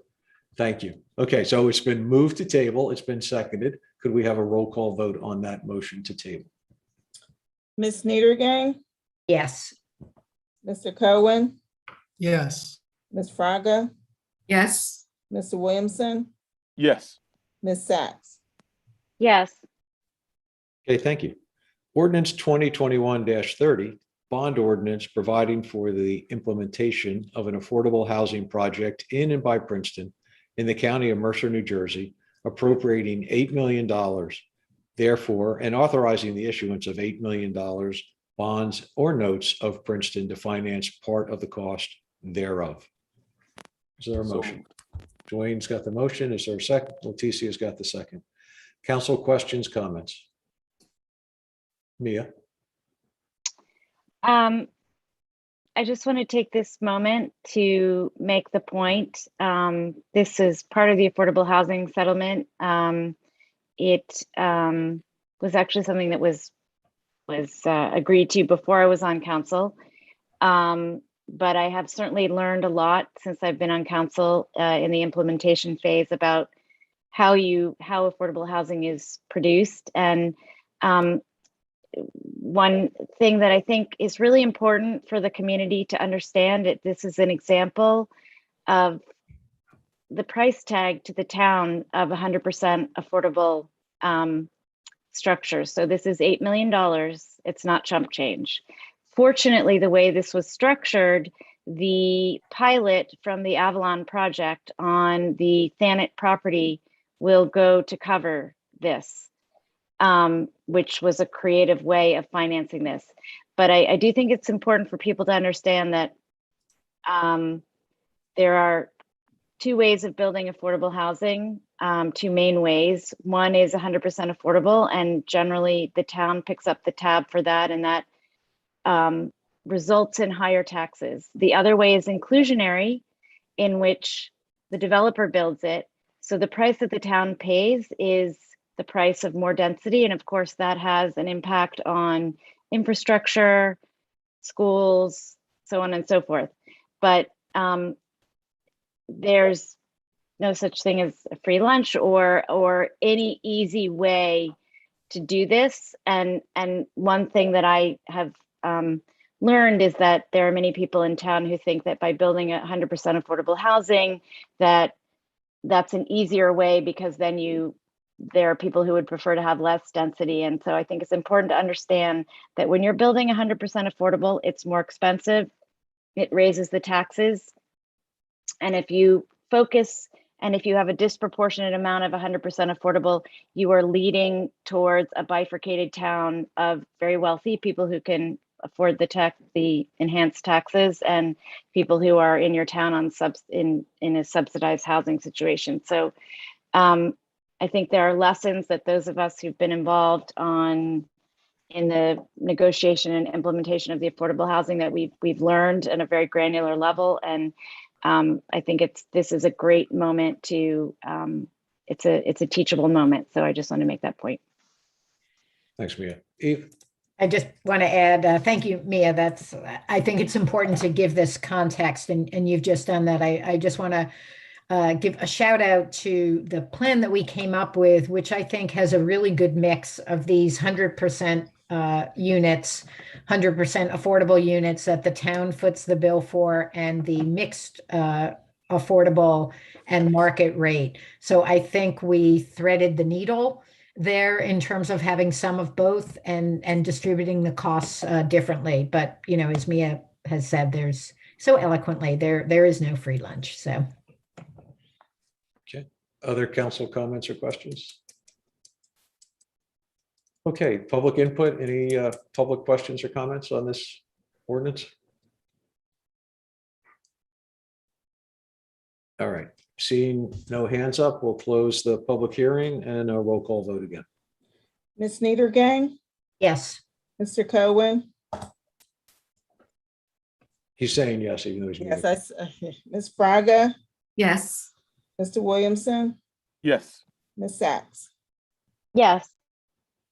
Okay, thank you. Now we have an ordinance introduction.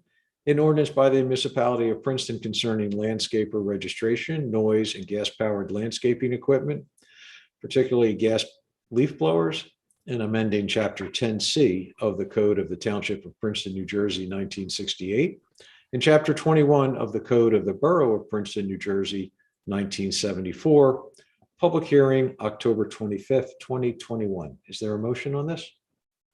Thank you, Eve. Is there a second? Thank you, David. Okay, so ordinance introductions. We're not going to talk about the merits or the pros or cons, but information is always welcome. Eve. I just want to say a little bit about the process, so not the details. I have a little statement I'd like to read. This ordinance is the result of almost a year of work by a group of very passionate advocates serving on the Sustainable Landscaping Steering Committee. Some of them are here tonight, some of them aren't. In 2 weeks, you'll hear the long and detailed list of who those people are. But I just want to say that this ordinance is the first step as we hopefully move towards a paradigm shift necessitated by climate change. How do we as individuals and institutions care for our properties in a greener and more equitable manner? More sustainable methods are essential, as is the health and well-being of those who do this work. The steering committee approached this effort with a commitment to keeping social justice and racial equity front and center to our work. To our knowledge, none of the other towns in New Jersey or elsewhere in the country have enacted a similar ordinance have examined the issue through this lens. I'm very proud of the work that this group has done, but it has not always been easy. Tonight's ordinance is a compromise, also, as we learned about Witherspoon, a camel. It satisfies completely neither those who would like a ban on gas leaf blowers, nor those who wish to protect landscape workers from the economic impact of these limits on gas leaf blowers. But I think that it provides some benefits to all involved and moves us as a community towards more sustainable landscaping practices and measures to protect the health, safety, and economic well-being of the landscaping workers. An education plan campaign on the part of the municipality is key to making this initiative work so that property owners know about the changes in local law. I think there's been a great outreach to landscapers, but that would be required on landscaping companies as well. I would like to note substantial financial assistance will also be required to move most landscaping companies towards a greener and healthier future. Both state action and private donations will be a key part of those next steps. Sustainable Princeton is at the beginning stages of creating an equipment transition fund that would reduce the financial burden on landscapers and accelerate the adoption of zero-emission landscaping equipment.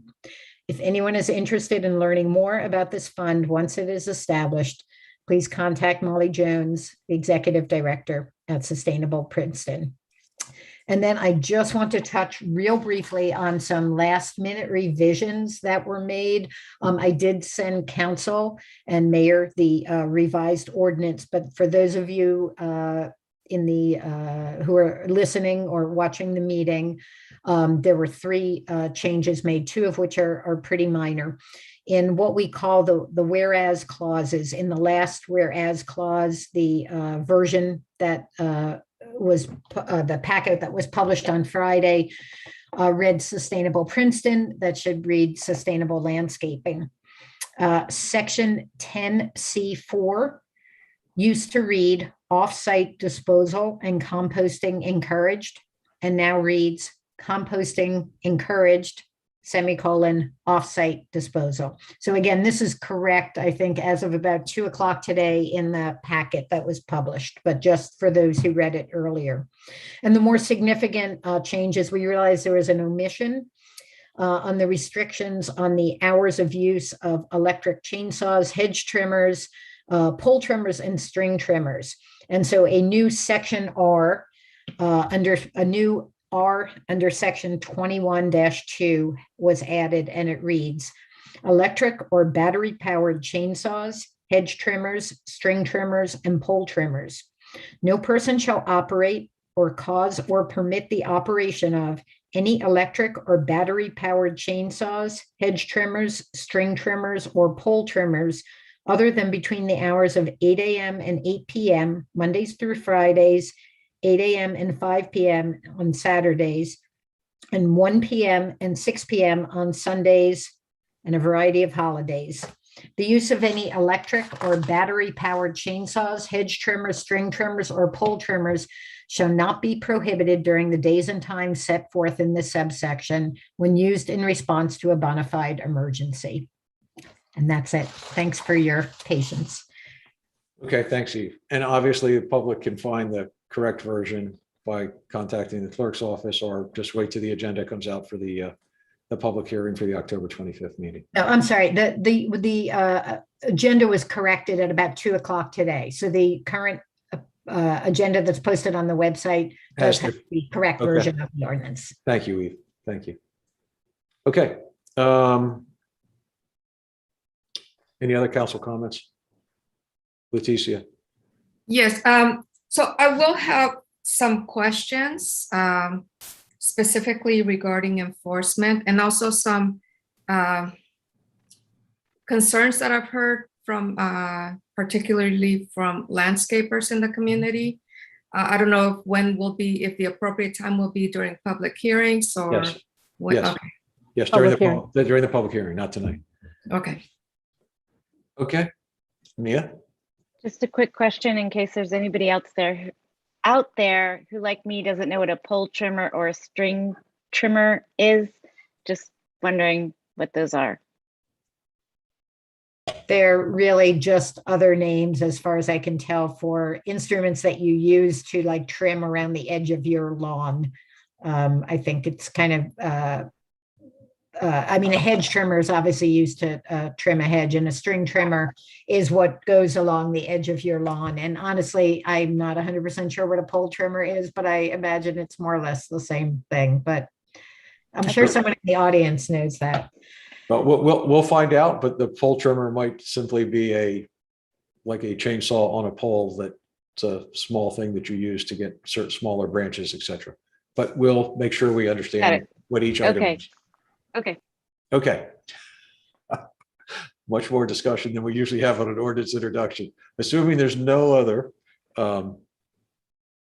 comments, could we have a roll call vote on this? Ms. Niedergang? Yes. Mr. Cohen? Yes. Ms. Fraga? Yes.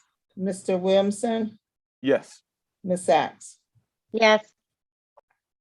Okay, thank you. Now let's go to resolutions. 21-318, resolution in support of the New Jersey Department of Transportation's modified preliminary preferred alternative to improve pedestrian safety at the Nassau Street, New Jersey State Highway 27/Witherspoon Street intersection by replacing the traffic signal equipment, implementing an exclusive pedestrian signal phase, and installing curb extensions. Would someone like to move that or say it quickly 3 times? David, thank you for the motion. Is there a second? Thank you, Dwayne. Questions on the motion or resolution? This is the whole Nassau Witherspoon intersection that we talked about the last meeting. Okay.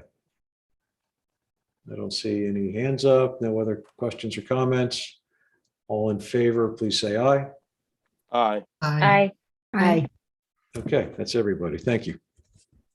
21-319, resolution requesting the installation of large bike boulevard pavement markings on various municipal streets through the 2021 traffic striping and pavement marking contract, which was previously awarded by council in resolution 2021-296. David? I would like to move it, but with a slight wording change in the final clause, which deals with education about bike boulevards. If you'll let me read the alternative language. Yeah, sure.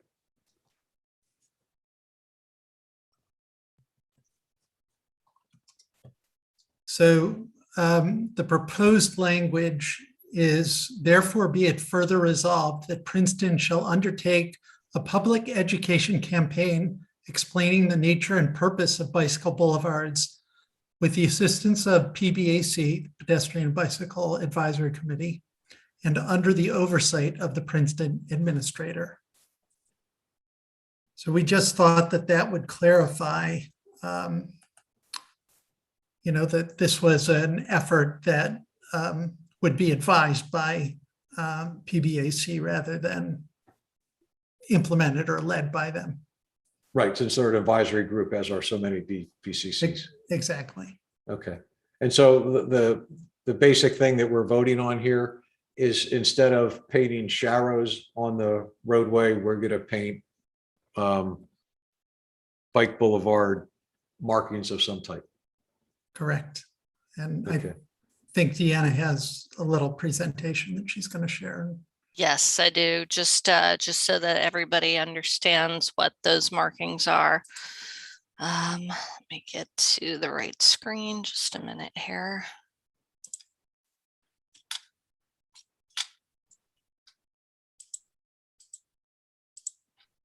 Okay, now I have to share the screen.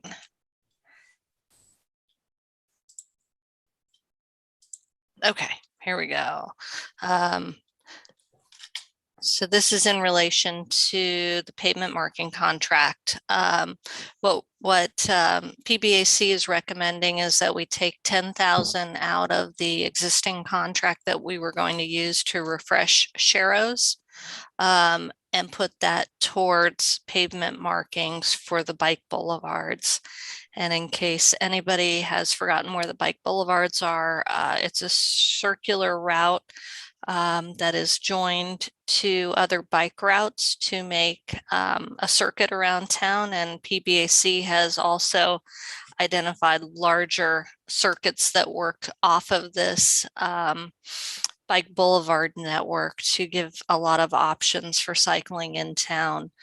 What we had previously done is identified the bike boulevards with with signs. And so now we're looking to supplement that. If we look at the NACTO guideline, the NACTO guideline has shown that a lot of agencies have opted to use the sharrow symbol on the pavement, but instead PBAC is looking to use an enhanced marking like shown here on the left side. So instead of the sharrow marking that's shown on the right side, which is about 9 square feet of area, we are looking to use this larger bike boulevard with the appropriate directional arrow to accompany it. And these markings would be placed adjacent to where the signs are located. We're estimating that the cost is about $22,000, up to $22,000 for 62 locations. As opposed to the 8,000 that would have been used for just using the Sharrow. In addition to the bike boulevard marking, part of pavement marking for bike boulevards is to remove center line. So we would also be looking at taking away the center line on Prospect Avenue. So that number is also incorporated in here. There's just a couple of caveats that we want to bring to everyone's attention, that in some of the locations we do have pavement that's less than ideal, and that can be a challenge to have the thermoplastic paint or thermoplastic material to really adhere to the pavement in a good way.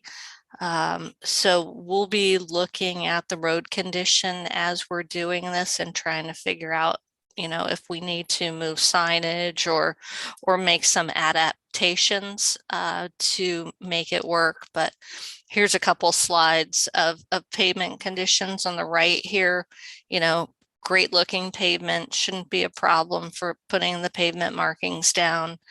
On Franklin Avenue, it's a little bumpier.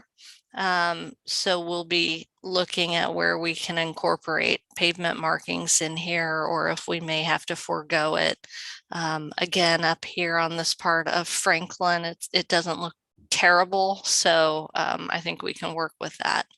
So we just wanted to bring that up as a couple of things that as we're going through the implementation of the recommendation that we'll be looking at and working with PBAC on. So what are we doing with the existing Sharrows? They're staying, or we're just waiting for them to fade, or what happens with them? We don't have to wait very much. Well, I'm just curious. So we're just going to let them, okay. So nothing's being done to them at all. Okay. Right. PBAC felt that this was a higher priority. Yeah. No, I just, yeah. No, I'm only asking the question because I think we should make sure everybody understands what we're doing. So if I understand this right, there's an additional cost of like $15,500 here. It depends on how many locations we actually put the pavement markings down as we go through the process. But yes, there was about a $13,000 gap between the Sharrows, yeah. Right, what was available in the contract versus and another $2,200 for removing the center line marker on Prospect. Correct. So where's that $15,000 coming from? So what we would do is once we really quantify with the contractor where these locations are and what the extra amount of money is, we would do a change order and we would take the money from the bicycle and pedestrian improvements account. We don't have the striping account for the year is zeroed out with the contract. So we would take the money from the bike ped fund. Okay. And there's enough there for that. There is, yes. Okay. Just want to make sure. Thank you. Eve. Okay, I have a classic first grade question. So when you say remove the center striping, that means the yellow line that divides. Okay. And so two questions about that. So part of Prospect has the island, so that's irrelevant. Obviously, the traffic goes on either side of the islands. And what is the safety data on that? I mean, I know that the argument I've heard is that uncertainty slows people down. Is that, I mean, it makes me a little nervous, but I'm sure you have safety data on that. Could you talk a little bit about that? Yes, so bike boulevards are a lower volume, lower speed area for cyclists to ride. And yes, there is data to show that if there is a defined lane for a driver, it may tend to increase speeds. And so by taking away the center line, you are giving a little bit more uncertainty as to where your place on the roadway is, especially when you're then sharing it with cyclists. David, I don't know if you want to add anything more on that. Yeah, I just think, and actually my assumption was that it also makes it more comfortable for drivers to give a wide berth when they're passing a cyclist. So people may be aware there was actually recent legislation at the state level passed requiring a 4-foot, I believe it's a 4-foot space whenever a driver passes, not just a bicyclist, but also a pedestrian in the roadway. And so I think this facilitates that. If we're going to have lots of bicyclists, we want cars to be able to pass safely with a nice wide berth. Makes sense. All right, thank you. Other questions? Okay, so if we pass this, we're agreeing to the swapping the money from one account to the other and using the Bike Boulevard larger decal in the street than the Sharrows. And I just want to say one or two more words about why PBAC felt it was important to use the larger markings.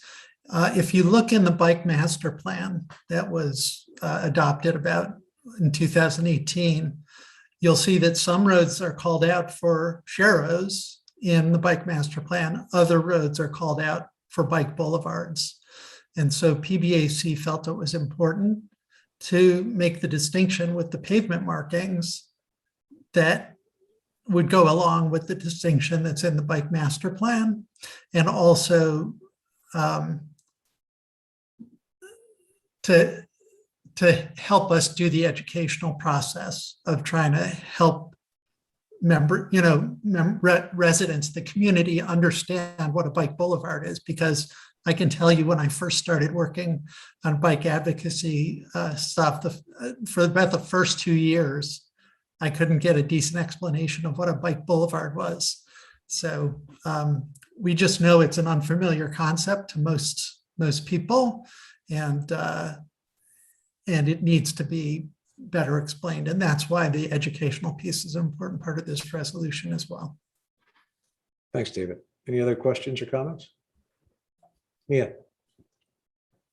Just want to say that Jeff Speck referred to Sharrows as Prayeros, as in Prayer, because you're praying for your life. So it seems like a good idea that we're upgrading to something which hopefully will be a bit safer, which it sounds like it would be. Okay, thanks. Any other questions or comments? Hearing none, all in favor, please say aye. Mayor, Aye. you need a second. Oh, Mayor. we didn't have a second? No, Okay, who Council wants- Cohen moved it, but we didn't Okay. get a second. All right, Eve's got the second. Okay, now I can ask, all in favor, please say aye. Aye. Aye. Thank you very much. Thanks, Dolores. You're welcome. 21-320, resolution authorizing the award of a services agreement with General Code LLC for code harmonization and consolidation services not to exceed contract amount of $45,473. Is there a motion? Mia, thank you. David's got the second. Questions, comments? Mia? To Josh's point, I just want to say this is not exactly a consultant for code harmonization. This is for the company to basically go through and iron out some of the inconsistencies and streamline further some of the things that may have been missed earlier on in the consolidation of the code. And I think we are overdue for an update on our code harmonization process. So David, let's not tonight, but let's put that on the agenda. But lest anyone was wondering, we do meet weekly, as we have for I think 2 years now, and hopefully at some point the code will be consolidated. I don't know which will be first, a decision on Witherspoon Street or the consolidation of the code, but we'll see.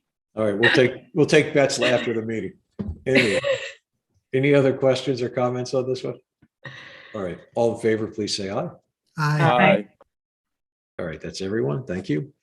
21-321, resolution authorizing the amendment of an existing contract for professional services agreement with Harry. Oh man, I always mess up his name. Haushalter Esquire for professional services for an amount to be increased by $20,000. Do we know why we're increasing that? I'm sorry, let's get the motion first. Eve, thank you. Is there a second? Thank you, David. Okay, why are we increasing this? Does anybody know? Eve? I think that the little note attached to the agenda said that because of his aggressive and successful defense of Princeton in many tax appeals that has saved all of us a lot of money, he has run out of funds because of more tax appeals than usual. And that's why. There we go. Did I get that right, Bernie? It's good. It's good to say that when we're authorizing extra money for somebody. Got it. Got it. Any other questions or comments? Okay, all in favor, please say aye. Aye. All righty, thank you.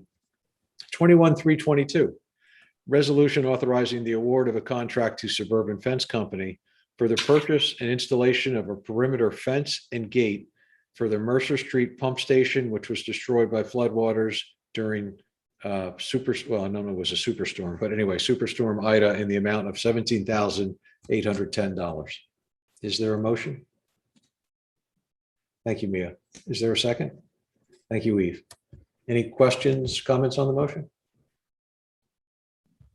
All right, seeing none, all in favor, please say aye. Aye. Aye. Okay. 21-323, resolution authorizing the award of a contract to Gabrielli Truck Sales via the Sourcewell contract for the purchase of one 2023 Kenworth Model T480V compactor truck in the amount of $230,675.06. Is there a motion on that?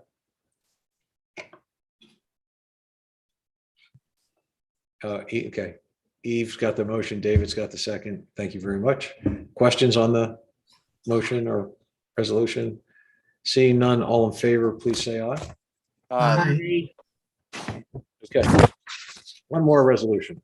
21-324, resolution authorizing the award of a contract to National Auto Fleet Group via the Sourcewell contract for the purchase of two 2022 Ford Super Duty F-250 pickup trucks with snow plows for the River Road facility in the amount of $95,921.52.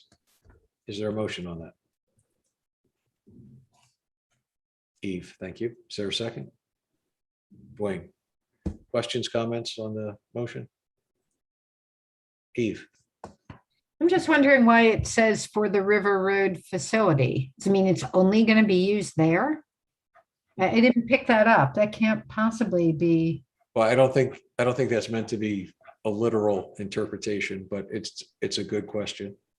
It might just mean that it's being assigned to the SOC crew that's works out of River Road is what I imagine.